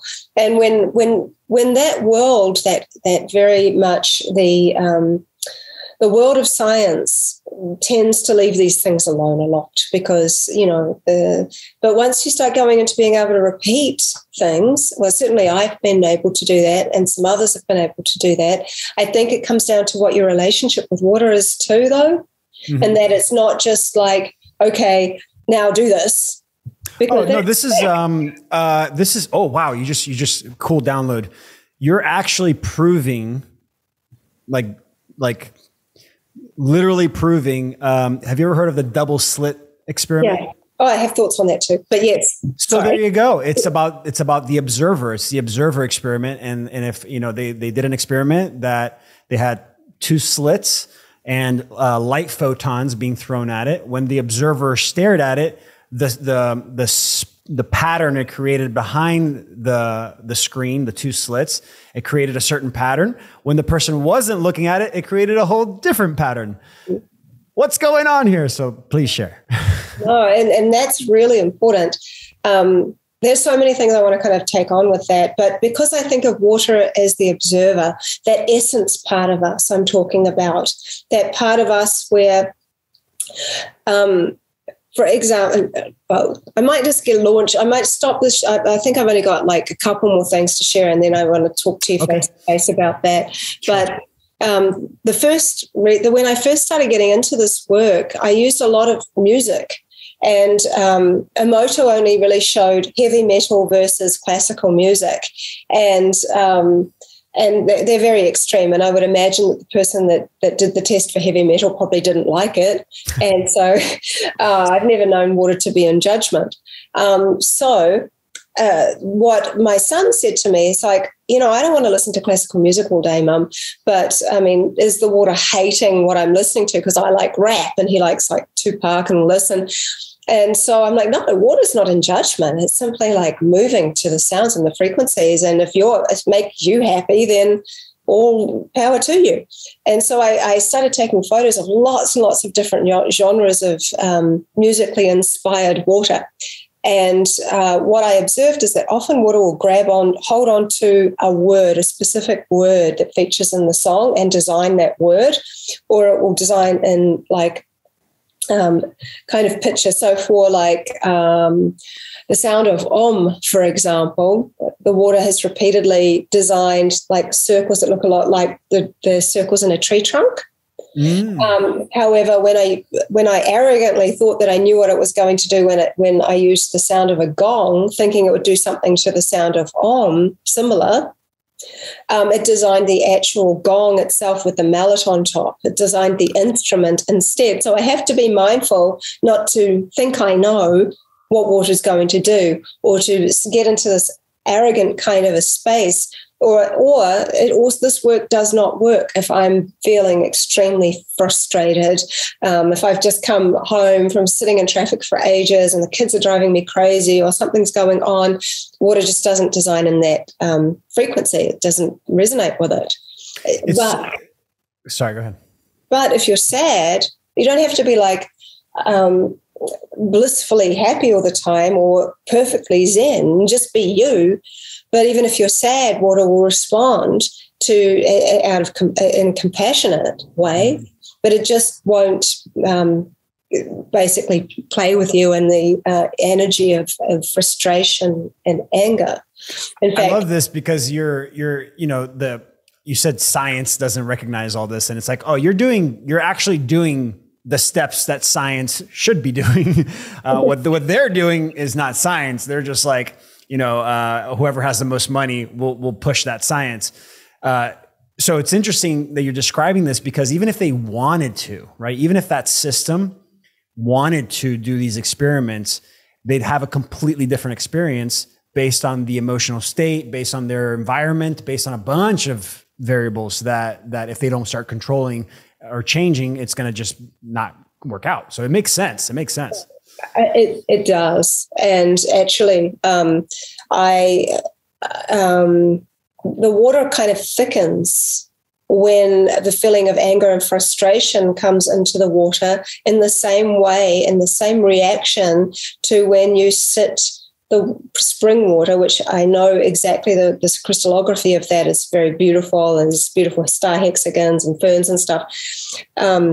It not only destroys the way in which the structures look by sitting next to a 5G tower, but it thickens. The ice, rather than kind of looking like that beautiful transparent look that I showed you in the arrow picture, for example, the water seems to compact on itself and become very dense. There is a look that you know what has happened to that water. There is a density and in that. So this is interesting. I'm sorry to like deviate from like what you're doing here, because this rabbit hole we're going down is really cool because of what's happening in current events. Yeah. We're seeing a lot of people getting a lot of clogging issue, a lot of, and this has been associated with I'm going to use code words because AI is listening. Yeah. But the jab and getting that, the people that are in the movement, moving towards this bodily autonomy and freedom, they're seeing that the people that are dying from the jab are dying from clogs, essentially the stagnation of that water in their veins. So would you say that there is some sort of correlation with, EMF and stress and oxidative stress, 5G with what's happening? But it certainly has an overlay. There is definitely, there's an overlay. And it is a noticeable thing that I see. So, because like you're talking about density, and I guess what I'm seeing is this is what I'm trying to say. In this reality, how I've come to see it, at least, it's all about density. It's really just all about density. You even mentioned that there's water in the air, right? Yeah. Water is really all around us. It's all around us. We're swimming in it. So what's to say that water is essentially the thing that it kind of controls everything? It's like, okay, let's say for like a helium balloon, right? You put helium in a balloon and you let it go, it starts going up. So if we think of this reality as density, and that's all water, essentially it's going up to a certain point, and then it gets too dense or something happens that then it stops, right? The helium is not good enough to go past that density. And the same is the opposite. I've heard that they've gotten submarines and they've gone underwater to like really deep areas in the ocean, and they found rivers inside water. And it's like, oh, is there another liquid that's more dense than water? And here it is underneath the ocean. So what's your take on that? Like, are we just talking about just different densities here, and water is essentially like the medium that we're all moving through? Yeah. I mean, how you've described that is incredibly accurate in my opinion. And I think that as far as density goes, it's interesting because if you want to break apart and have a look at at oxygen and hydrogen, H2O. Essentially, there's two hydrogens, which are the element of levity and femininity, and the oxygen is the element of gravity and masculinity. Oh, you're blowing and my so mind. as we start to think about that, when something is out of balance, it's a very interesting thing, like what's going on there. So the water inside of us is H3O2. So that means that there's an extra hydrogen and an extra oxygen atom. So if, for example, EMF is always oxygen, it's always trying to basically take oxygen and particularly magnesium out of the body. It's always it's taking that. And so it's actually an interesting thing when you start putting it into the context of what we've just been talking about, which I've never really thought through, and I'm thinking through really now, in the sense of that idea of density, and that we have these extra oxygen and hydrogen molecules in our cells, but if they start getting pulled from, it starts to be a very interesting kind of scenario. And the density, if you think about it in this world we're living in, we're trying to essentially move out of an old world into a new world, and from density into more light. And which you have to, I look at it as like the vibrational frequency of the cells. We're speeding up the cells. So we're almost like we're pushing out the old. So we got all these this dirt and toxins in our cells that we're pushing out. And so we're becoming lighter. We're becoming lighter, and the speed of our cells are increasing. So so if you choose the fear path, you're just going to become more and more dense, to where I even talked to somebody about this, to where they believe that we'll be in the same plane of existence, but the dense individual won't even see, like you won't, because of, actually it goes back to we're going to go down that road now about the spectrum of light. Shall I hop off of this now or come? No, just let's go back to this for a second, because I definitely want to go back to this. but yeah, me too. And like also about what we can and can't see. Right. Yeah. Because that's what I was thinking. Because like if it's all about density and the individual that's in fear is just creating more and more density in their cells, then they're not visually being able to see more spectrum. The more we purge, the more we release and let go, we'll start to increase the vibrational frequency of our cells, which in my opinion will allow you to see more of the spectrum, hear more of the spectrum, feel more of the spectrum than anyone else. Yeah, well, I've actually frozen I've kind of gone into, it's very easy to go into the feeling of fear. There's a collective feeling of fear. It's been fed to us, daily. And so that feeling of fear creates a thickening in the same way that anger and frustration does in the ice. But when you let that melt, and then you put love or a feeling of something positive into that water, it no longer thickens. And so it really does kind of show that we can go from fear and back into a place where we allow ourselves to relax, which I think is actually just so important. Just starting to relax, you allow your body to come into recovery so you can actually start to think for yourself.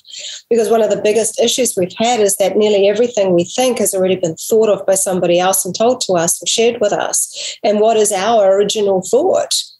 What do we actually think, not based on what we've read or what other people have told us, and are coming into that inner standing is like coming back to the waters. It always comes back to the waters.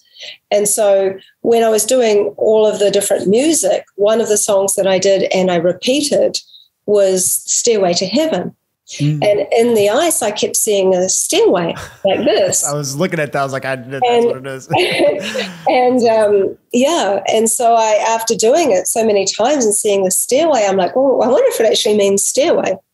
This is how hydroglyphs began. And so I wrote the word stairway and I repeated that so many times, kept getting the stairway. And then I thought, oh, well, I mean, obviously it means stairway. And then like, what do you do with a stairway? This is how I find like other meanings. You climb up. So I wrote the words to climb up and I got the stairway. So I know it has those meanings. And you project love, or in this particular situation, you write the word love, you see a heart, and then wholeness is this tree of life. And you'll see on either side of the tree, there is these oval shapes, and those oval shapes are actually a hydroglyph for lungs and breathing. So when you put this image together, it means to breathe into wholeness. Ooh, breathe life. Oh my goodness. Wow. So this is reading them, and there's only one more, I think, and then that'll be that. But this is the living glyph, but it also means gratitude. And here's the heart, which is inside of that, which means love lives in gratitude. See, that's like compounded right there. That's the critical thinking glyph. Yeah. And so I was, so I'll just read this. I froze this water immediately after having had a conversation with my friend. And she was super worried about getting her second vaccine. She was still very much in that world, but she'd had some horrible reactions for the first one. And her doctor was saying, you have to get the second one. And so her energy was like really in my awareness. And the Petri dish of water was sitting there while I was talking to her, and then I froze it. And so what you see is a reflection of the conversation that we had. This bar here with these lines, like spikes, that means stress and anxiety. These, we saw this empty star, it means imagination or to think about. And quite clearly you see two pharmaceutical glyphs. So it is obviously, to me, meaning stress, thinking about pharmaceuticals, or more likely the second vaccine. This is amazing. I mean, I'm looking at that image and I feel stressed. Yeah, me too. Jagged is like, oh God, I don't, prickly. Yeah, get away. Wow. Anyway, and this is just changing structures with like a singing bowl. This is tap water. This is the same water after it's been in a singing bowl. And I mean, there's many more things that we can share, but I think that's really interesting because like, I was thinking when you were describing how when you can yell at water and you freeze it and it looks all jagged, but then you melt it, you do love, and then it creates a new image. Yeah. I was talking to someone about the fascial system inside our bodies, where the fascial system, it's essentially the system that connects, it's this like web that connects everything to everything in our bodies. And the more hydrated we are, right, the more flexible we can be. Bruce Lee even says, be water, which by the way, I'm having a whole different like mind blow of what that actually means now, being water. I've gone down that whole rabbit hole with him. He's amazing. He says, be like water. Water becomes the cup. It becomes the teapot. And so maybe water's become the human. But what also, if it says be like water, do we really know what water is like? Actually, water is transparent. It's non-judgmental. It is the observer. It's all of these things. Bruce Lee probably knew that. And that's what I wanted to say. Cause like, now that I understand a little bit more about the body and we are water, what I've learned is that the less we move, the less hydrated we are and the more stressed we are, there's a dehydration that happens, like a stagnation, a crystallization almost. And the first thing that gets crystallized in this process, like as we toxin ourselves, is that fascial system. And so that fascial system, and that's why I believe the Chinese medicine works so well, is because like, you have an issue with an organ, you get it on your tongue, there's a map on your tongue or your hands or your feet or your face, because everything is connected to everything in the body. And what you're telling me now, and this is like the dot that I just connected, is that let's say, you're an older person, it's all crystallized, you're in this state where, there's like stiffness. That's what it feels in the body, where you get the stiffness, where you can't move.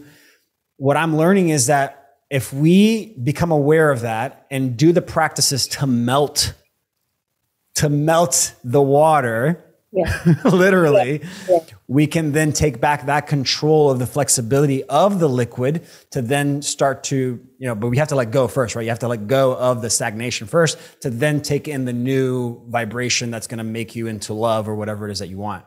Well, the human being is also a filtration and vortexing system, and not just a physical one. So what we filter, we have an emotional filter as well. And some things just don't go through the sieve that we'd like them to. They just kind of stay in there. And so that emotional kind of rock, I suppose, we could use that term, is like the stream of water is always will find a way to go around that rock. But if the rock is too big, it will start to dam things up. And so one of the things that I'd like to do and suggest to people that have got, and most people have some emotional block here and there, is when you have your glass of water to really, truly think that water is going to help to flush away what negative thing is holding you back from letting it go. And when you really it's such a simple process. You kind of just think, I really don't want this in my life anymore. You've worked on it. You know what it is. It's just sitting there, just there. And you want to be able to literally melt it, like you said. And so as it enters into your body, remembering that the last word you spoke is resonant in your saliva. So I've done lots of tests on saliva, which suggests that even in the saliva, you can see imagery relative to the word that you last spoke, which is why prayer and gratitude before eating and drinking is so important. So bearing in mind what the last word you said was, and then you drink that water, and it comes into the sacred temple of the human body, and it then is able to find its way. Before you do that, hold the water to your heart. When you do that, it's not just a sweet thing. The water is actually becoming resonant with your heartbeat. And just in Chinese medicine, they touch your wrists. Sometimes I actually put the water onto my wrist so it's reading my pulses. And in that way, it is able to transform itself into the medicine that you need. But what happens is when you drink it, when you actually look forward to going to the toilet, and you'll notice, as many people have, and I've experienced myself, the amount of urine that comes out of you compared to what you drank is a lot. It's a lot more than you might imagine. And there is this releasing of emotions and energy in the physical realm that actually comes out through urination, because we are a flow system. We're a flow form, and we are not supposed to. No part of our body is holding on to the water. The water is coming out of us and coming into us and coming out of us. And so that water is like emotion that we can see. And so as that water that's stuck in us, it kind of goes in there and it can identify it. And over time, it can be flushed away. Mm-hmm. And it's not that you don't need to do the work. You have to genuinely be ready and want to let go. But in the thought of letting go it's so important. And a lot of people get worried, and I wanted to address this because a lot of people talk about this. They worry that if they're thinking something bad, or they've seen something bad on the news, or they're just in a negative space, that's going to just be slowly destroying the water of their body. So I would say that intention is the foundation of each day. So if each day you genuinely set an intention, and that intention really comes from an incredibly honest place. So if that intention is simply that, today my intention is that I improve myself just that one little bit more, or that I'm going to be kind to myself and others, that I'm going to be the change I want to see in the world, whatever it is. It can be as small or as big, whatever you feel you can do in the day. And with that intention, that sets this kind of this kind of integrity for the day. And I always say, thoughts, they're just clouds. They sometimes they get really dark, and the only thing left for them to do, for a cloud to do when it's super dark and heavy, is to rain. It never stays a cloud. It's always moving, and we can observe that because we are really the sky. We're not those clouds. We're not our thoughts. And so as we are able to kind of go into that space of setting that intention, that is this foundation that we're laying for the day or for our lives. And that overrides the clouds that might come and go, becoming more in resonance with the sky and less with the clouds. Because we're always looking, our brain is always looking for a danger. That's just what it does. It's always looking for where, do I need to go into fight or flight? Like, what's the most negative thing? That's bound to be true. Our brain's wired that way. That is such a, oh, sorry, finish your thought. But that's about getting into harmony with your heart and your brain, so that your heart, which has an actual much higher electrical charge than the brain, is able to start telling the brain information rather than you'll just focus up here in the head all the time. Yeah, I've just to compound on that last thought there are more neural pathways and neural connections in the gut, in the heart, than there is in the brain. So like literally there's actually more information stored there. There's more memory in this area than there is here. And that's a huge shift that most people have a hard time making. And just to kind of continue that thought, that really is essentially what's happening right now. It's like this, we're stepping into remembering how it is to think with this instead of just this. Yeah. Well, also even into feeling into the different organs of the body. It's like, how much effort does it take for us right now to put attention to our little toe? I bet we haven't even thought about our little toe like anytime soon, or anytime in the last month particularly. It's like we are so disconnected even from our physical body, and so much is going on up here. And so like taking time to really find a meditative space, time for you, like even if it is like really focusing on the heartbeat, like in the same way that if you, and I don't know whether there's been certainly, I've read about this, I haven't gone into detail, so I can't say 100% if it's true, but it resonates, is that when you put a seed in your mouth and you hold it in there, the saliva, and I certainly this part is true, would be sharing the information with the seed, sharing information about your body.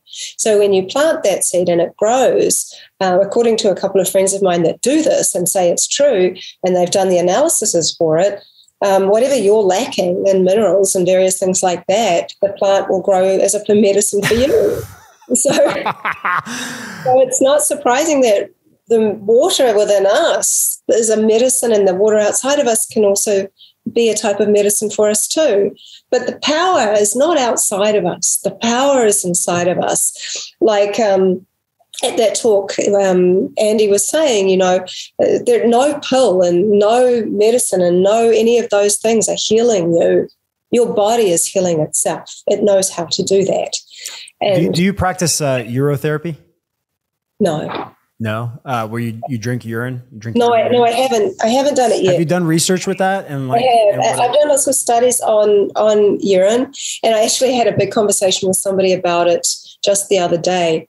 What I've studied is I've tracked my cycle over 2 months using urine, and it's interesting because even in urine you will see that there is a beginning, a middle, and an end, and very specific patterns that start to form. And the pattern in the middle, when you're fertile, at least as a woman, I haven't done men yet, is like it's the hydroglyph for electrical charge, which is really interesting.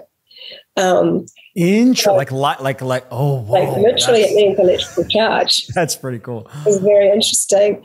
So I've studied that, and I've also taken urine from a child who is dehydrated and seen how that looks compared to how they look when they're hydrated, and there's a massive difference in structures. But someone, before I got onto a urine therapy talk where they invited me to be a speaker, asked me to take urine and then set some intention and see if the crystallography could change, and it did.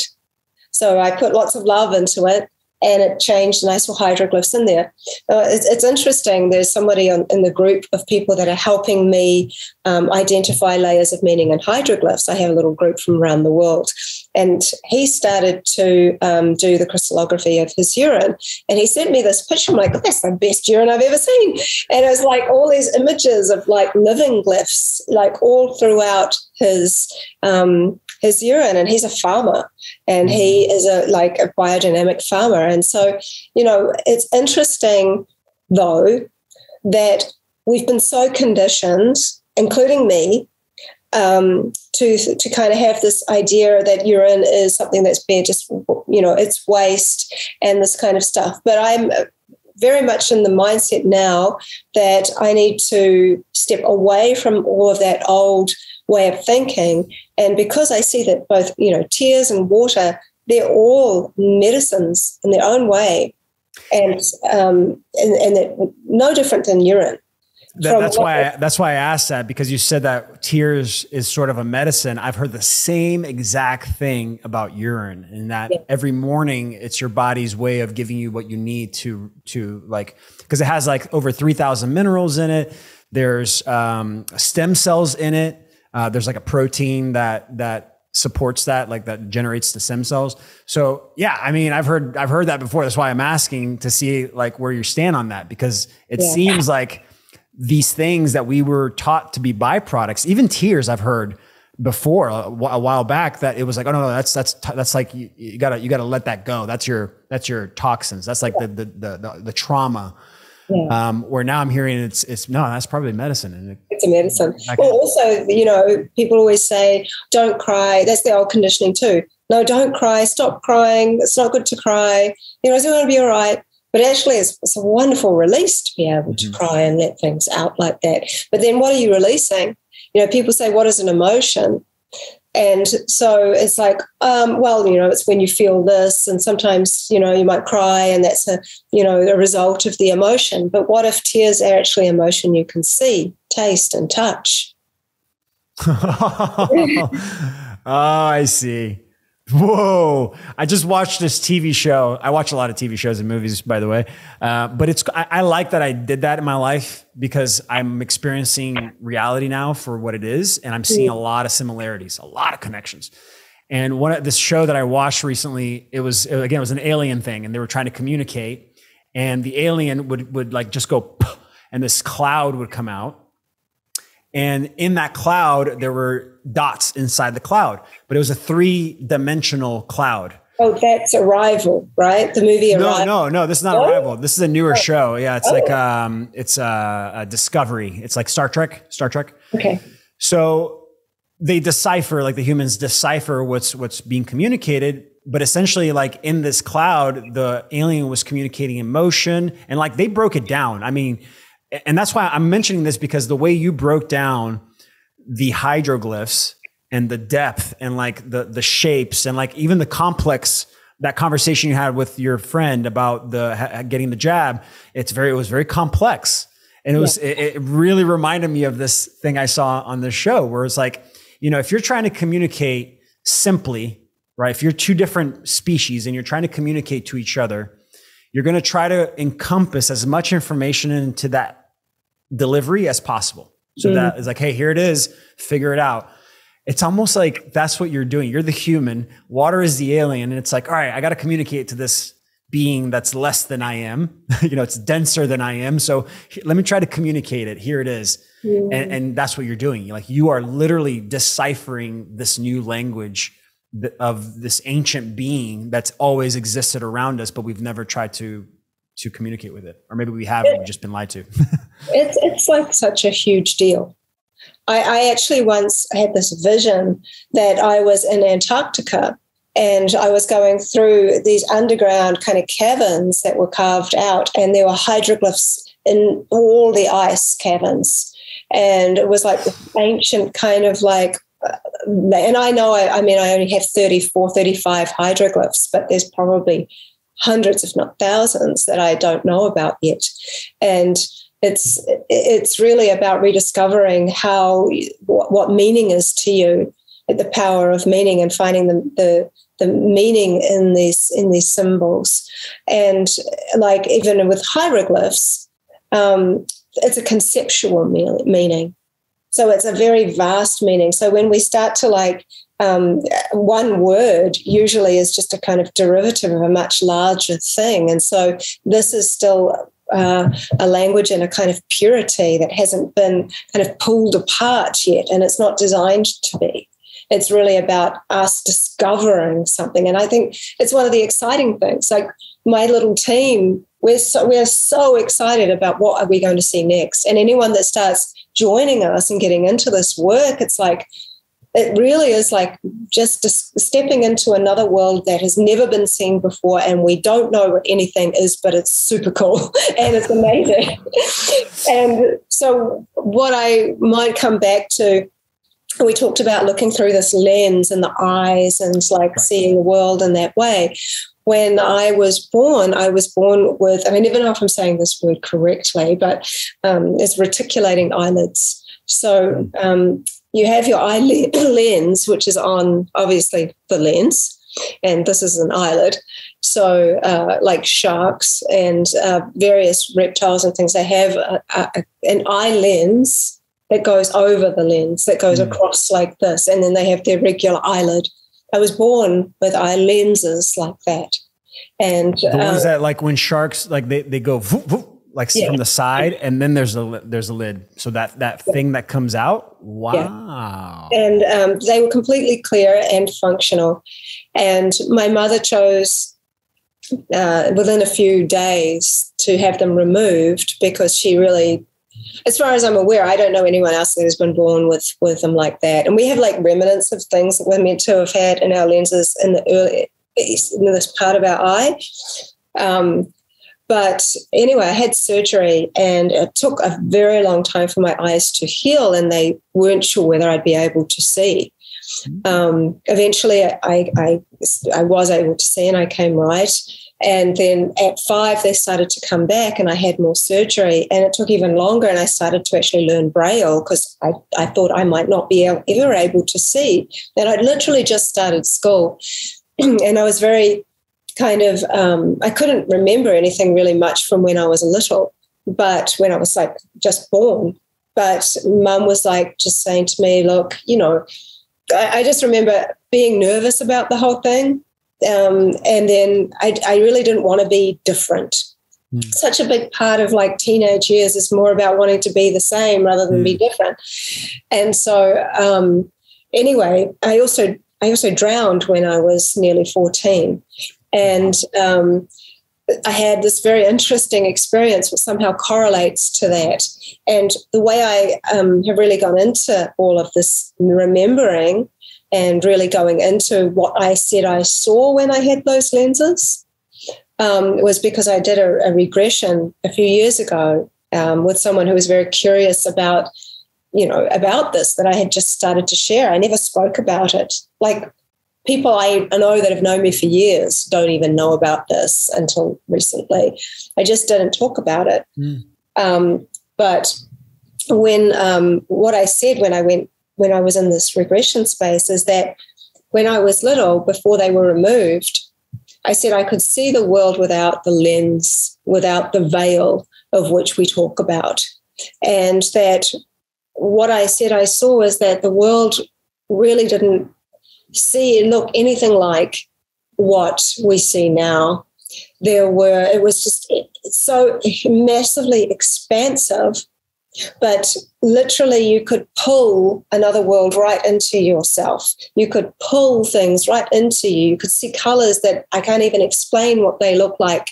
You could like literally imagine something and then it would be there. You could just put your attention on something that seemed like a galaxy away, and in a second it would be right in front of your eyes.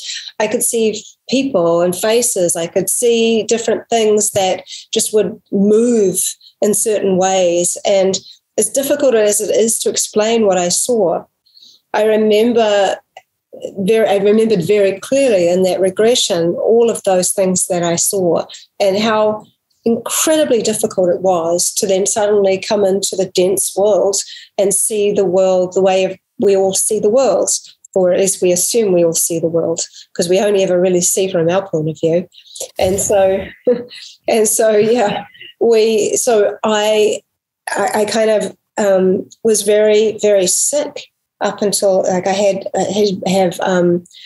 3 blood transfusions at one. Like I didn't recover well from being in the density. And then over time, you know, become more and more sort of familiar and all these to normalize it again and kind of normalize. But when I thought that I was going to be blind on that second surgery when I was little, I started to see that even when you can't see, you can see. You can still see things that you wouldn't imagine that you could see. And I do have this vague memory. I used to have this favorite book that I used to like to look at the pictures of. And I remember Mum giving me the book when I had these big patches and everything on my eye because I couldn't see anything. And I remember she gave me the book and I started to be able to kind of feel like I could see the images. And it was like very natural, like I was starting to assimilate in a different way. And I think that sometimes, you know, when we are not reliant so much on all of these senses, because we feel everything within the world of our body, because I think we kind of live in 2 worlds, the world we live on and the world we live in. Mm-hmm. So when we touch something, it's a sensation through the body. When we see something, it's coming in through the lens, hear something that's going in, it's all coming in. So what do we really ever experience that's outside of the physical body? And I would say what that would be is that we can be the observer of ourselves. Now, how can we be the observer of ourselves? Like right now, when I do that, I kind of feel like I'm about here and I can see myself like talking to you. And we can all do this, but how? How do we do it? And so then it comes into that 2 types of water and people. And so I see it in water. I see it in egg white. Like egg white's got the gloopy gelatinous part and then this part which is kind of akin to saliva, and the saliva part shares patterns, which are specific for birds. Are you talking about like so the white of the egg? There's like an outer white, and then there's like an inner white, right? Well, if you crack an egg open and you remove the yolk, you'll find one part is all gloopy and gelatinous that you can literally pick up out of your hand. What's left is more like saliva. I have noticed that. Yeah. Okay. Yeah. If you freeze the thin part, you'll find that if it's a happy, healthy, free-range chicken egg, should form somewhere in the region of 6 specific patterns that I've identified, whereas caged or battery hen eggs fail to form more than 1 or 2 patterns. But what I observed is that when you put a healthy, free-range, happy hen egg beside a caged egg and leave it overnight, the sad egg, or the bad egg, if you want to use that term, will improve it structurally. So it's taken information from the good egg. And so then, of course, when I did that and shared that, people were like, oh, yeah, but what if you surround it in bad eggs, which is kind of course, the experience of what people might see in the world if you're relating it to people. If you're in a bad environment, it doesn't impact the good in the person. And so I did that, and I got a good egg, and I surrounded it in circles of bad eggs. And what was so interesting is that I also took one of the caged eggs and I froze that separate. So I knew what it would look like, and it looked like it always looks. It just shared one pattern. Mm-hmm. And so when I tested the good egg after being overnight with all the bad ones, it was as perfect as it would have ever been. But all of the ones in proximity, all of the bad eggs had started to change and form beautifully. And the more outer they were, the less information they'd received. So even in proximity, it really does suggest that if you heal yourself, you're helping to heal others. Mm-hmm. And I remember my teacher in India saying that the greatest and most enlightened people that have walked the earth have been like containers of divinity and divine water. And they're the vessels. And that their frequency, their energy is able to heal people that they will never meet. It can go so far across the world, their loving energy and vibration, just by being a container of divinity. And I love that. And honestly, like even the technology that we're using here, using Zoom or using Instagram to communicate and like talk to other people, like it's easy to fall into the trap of using this without intention. And then like, oh, now you're just addicted. You're just coming here just for the addiction, just to use the technology, Mm. Whereas we're using it with intention to send out that vibration. But I mean, that experiment literally proves what you just said, that when you heal yourself, when you focus on your reactions, when you focus on your body, without even trying, because I've learned that when you try to convince or push your thoughts into someone or, prove something, there's a repelling energy. It's almost like, it's negative. Like it's not an inviting energy. Where with this, it's like, oh, no, just focus on yourself and you will already be healing people. You don't have to convince, you don't have to prove, it just happens. I remember, because I was a single mum for quite a long time. And man, I had to hustle. I felt like I had to hustle to make ends meet, to feed the kids, to like do all the stuff. It wasn't easy. And so I remember terming myself as the huntress. And as the huntress, I was always in fight or flight. Mm. I was always like going out looking to bring things in for the family. Mm-hmm.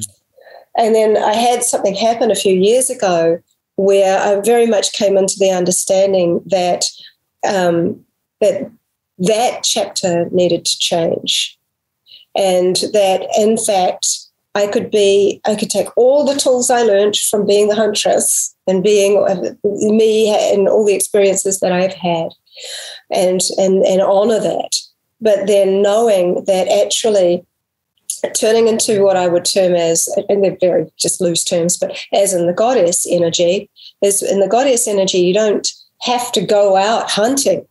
In fact, everything you need will come into you. And so by being the kindest or the most vulnerable, the most real and transparent, which isn't easy, and I've been tested with that. I'm in a relationship with a man much younger than me.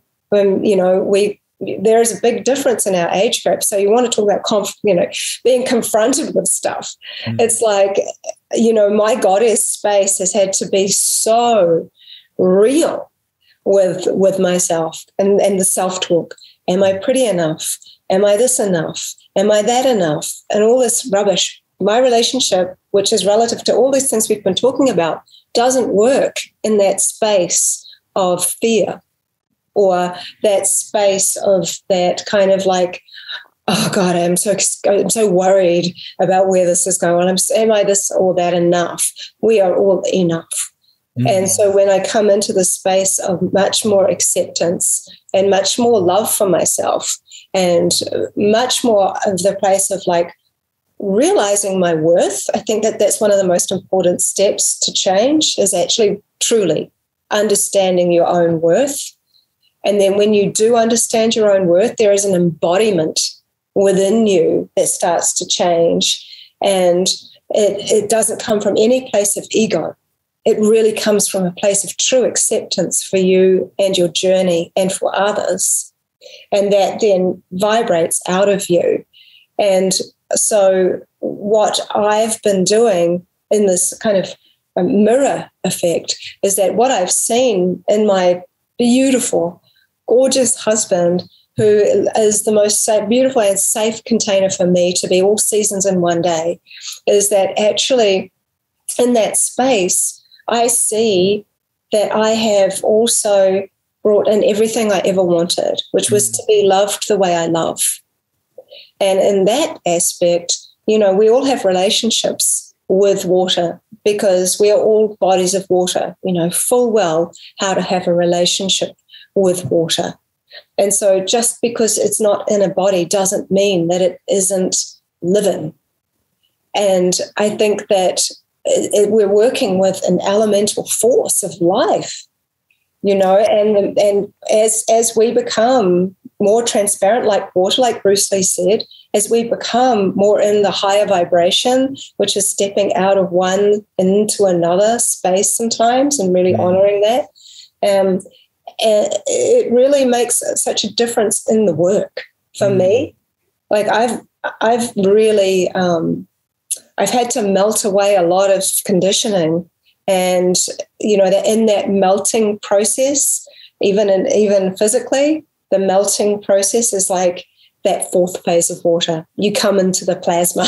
It's the sweet spot. Yeah, I love that. And I mean, it goes is what you said. Like we have two bodies of water, and now we got to go into the plasma in our bodies, right? The plasma water. Yeah. Wow. I love this conversation. I mean, I feel like I can go on forever with you. We've been going for, I think it's 2.5 hours, 2 hours and 20 minutes. I don't want to keep you longer, but I do want to, the listeners here that are listening, I want them to know where they can find you. And what do we do with this? Like, what do we do? Like, what do I do with this information now? Like what are some of the things that you teach to your students? And the people that are here listening, what can they learn that they can use in their real life every day? Yeah. Well, firstly, if you want to try to do it, if you want to do this, you can get my technique off my website. But what I always recommend to people is you hop on one of my workshops. With the workshop, you get the step-by-step guide and you get the hydroglyph PDF with it. And you get me personally helping you get your freezer setting rights, teaching you exactly that 2-stage thing, which can be a little tricky for some people, teaching you in real time how to do it. Once you know what you're looking for in the freezer, whatever you do from there is really going to be up to you. If you want to see that you've made a difference, if you're a healer, a natural healer, and you do Reiki or you do some kind of energy healing, you can do energy healing on your water and you can show your clients, well, this is what I can do for you. This is what it does for the water. Like you can do that for any restructuring water system, vortexing system, or whatever you've got going on. But if you really want to take a deeper dive into it, I think what it's teaching us is to come into right relationship with ourselves, with the fluid nature of ourselves, because sometimes, as we've talked about, we can feel very dense. And knowing that when you watch water as an observer, it comes from the mountains down and it's always going back to the ocean. It's always going back to source. And we are bodies of water that are going back to source. And we can get there sooner rather than later sometimes if we understand that water is source, that we realize that we've already arrived. We forget we've already arrived, but this is home. Like we are home. So in that respect, I think there is so much to learn, but it is so incredibly profound and beautiful. Veda, thank you so, so much. If you're listening to this and you want to know where to find her, you can go to her website, Veda, Veda, Austin, Austin, just like the city.com. Or follow her on Instagram, Veda Austin _water. Veda, I mean, the work that you're doing, the research you've done, the images you've captured, I mean, everything that you're doing is just, you know, in my opinion, after speaking to you for this hour, 2.5 hours here, you are shifting thought. You are shifting perspective. You're showing that, hey, there's a different way that we can experience our bodies. There's a different way that we can experience each other all through water. I mean, it's amazing how much there is to learn just through water alone. Oh, yeah. So much. Well, thank you, Veda. Thank you so much for your time, your energy. I'm super grateful, and I cannot wait to show this to people and have them go through this journey of just learning about you. If there's one last thing that you can leave people with, let's say you're standing in front of 1 million people and you have a few words to say, what would you say to the people? Jeez. I would probably just say that what we have been taught to believe about ourselves can only really be truly understood by those that are saying those things. What we really need to understand about ourselves has got to come from within us. And if we're willing to take a deep dive into the fluid nature of what it is to be an emotional, beautiful body of water, and if your skin was invisible and your organs were see-through, really, what would you look like? We're only ever a cut away from fluid. You know, I think what we need to come into awareness of is that if we care about the waters within us, we'll care about the waters outside of us, and that way we can make a huge difference to this planet. Thank you, Veda. That was beautiful. And I love that you said the water's outside of us, because I feel like that's other people. It is. It is. Right? And they're like, oh, okay, so you're going to teach me how to communicate to other humans. Got it. Well, thank you so much. I really appreciate it again. And can't wait to connect with you again. Thank you, Veda. Wow, wow, wow, wow, wow. What an amazing interview. I knew it was going to be an amazing interview, honestly, before even beginning, just because I had made a trip to Wichita, Kansas for an event for the Big Idea where I spoke at, and Veda Austin was there. That's where I was able to give her a big hug and really just to get to know her on a personal level. But man, I didn't know those levels, that journey that she went through to be able to come out that other side, especially that one piece of story that she mentioned that happened to her as a child, where she didn't really have a filter to visually see this reality and to experience this reality. So she was taking in so much information. I think that's beautiful. And it really does go back to water, you know, and how the liquids inside our eyes and how they structure in a certain way to perceive certain light. And you can only perceive that spectrum of light. Anyway, it's fascinating to me. And at the end, she mentioned that she actually tried to do Bitcoin, to actually create the intention of Bitcoin for water and then freeze it. And she did it. I don't know if you guys can see. I know those listening can't really see right now, and forgive my shattered screen. But there it is, B for Bitcoin. Water knows that when you live in the truth the truth resides in decentralization. Well, if you do want to know more about Veda and her, experiments and everything that she's doing, make sure you check her out. She is on Instagram at Veda. It's VEDA_Austin. And she goes deep into the work, into what it means to be, these beings of water, what it means to be not in control of water, but in communication with water. And I'm sorry, I messed up on her name on Instagram. The Instagram name is at Veda, VEDA, Austin, AUSTIN_water. That's her tag there. Like I said, she goes deep into those experiments, into that practice. So if you find it interesting, definitely check her out. But if you want to go deeper into crypto and you want to know those layers and how they connect to this reality, because it's all connected at the end of the day, even the subject on water, there's a connection to this environment, to crypto. It's like a visual representation of the connection of everything. So if you want to dive deeper into that and learn the theory of that, as well as practical steps, make sure you check out my website, otogomes.live. I have a bunch of products on there you can check out, or just make sure you subscribe here on YouTube. Check me out on TikTok, Instagram, all the places. I'll be sharing lots of content moving forward. So make sure you guys keep in tune. And always remember, gamify your abundance. Love you guys.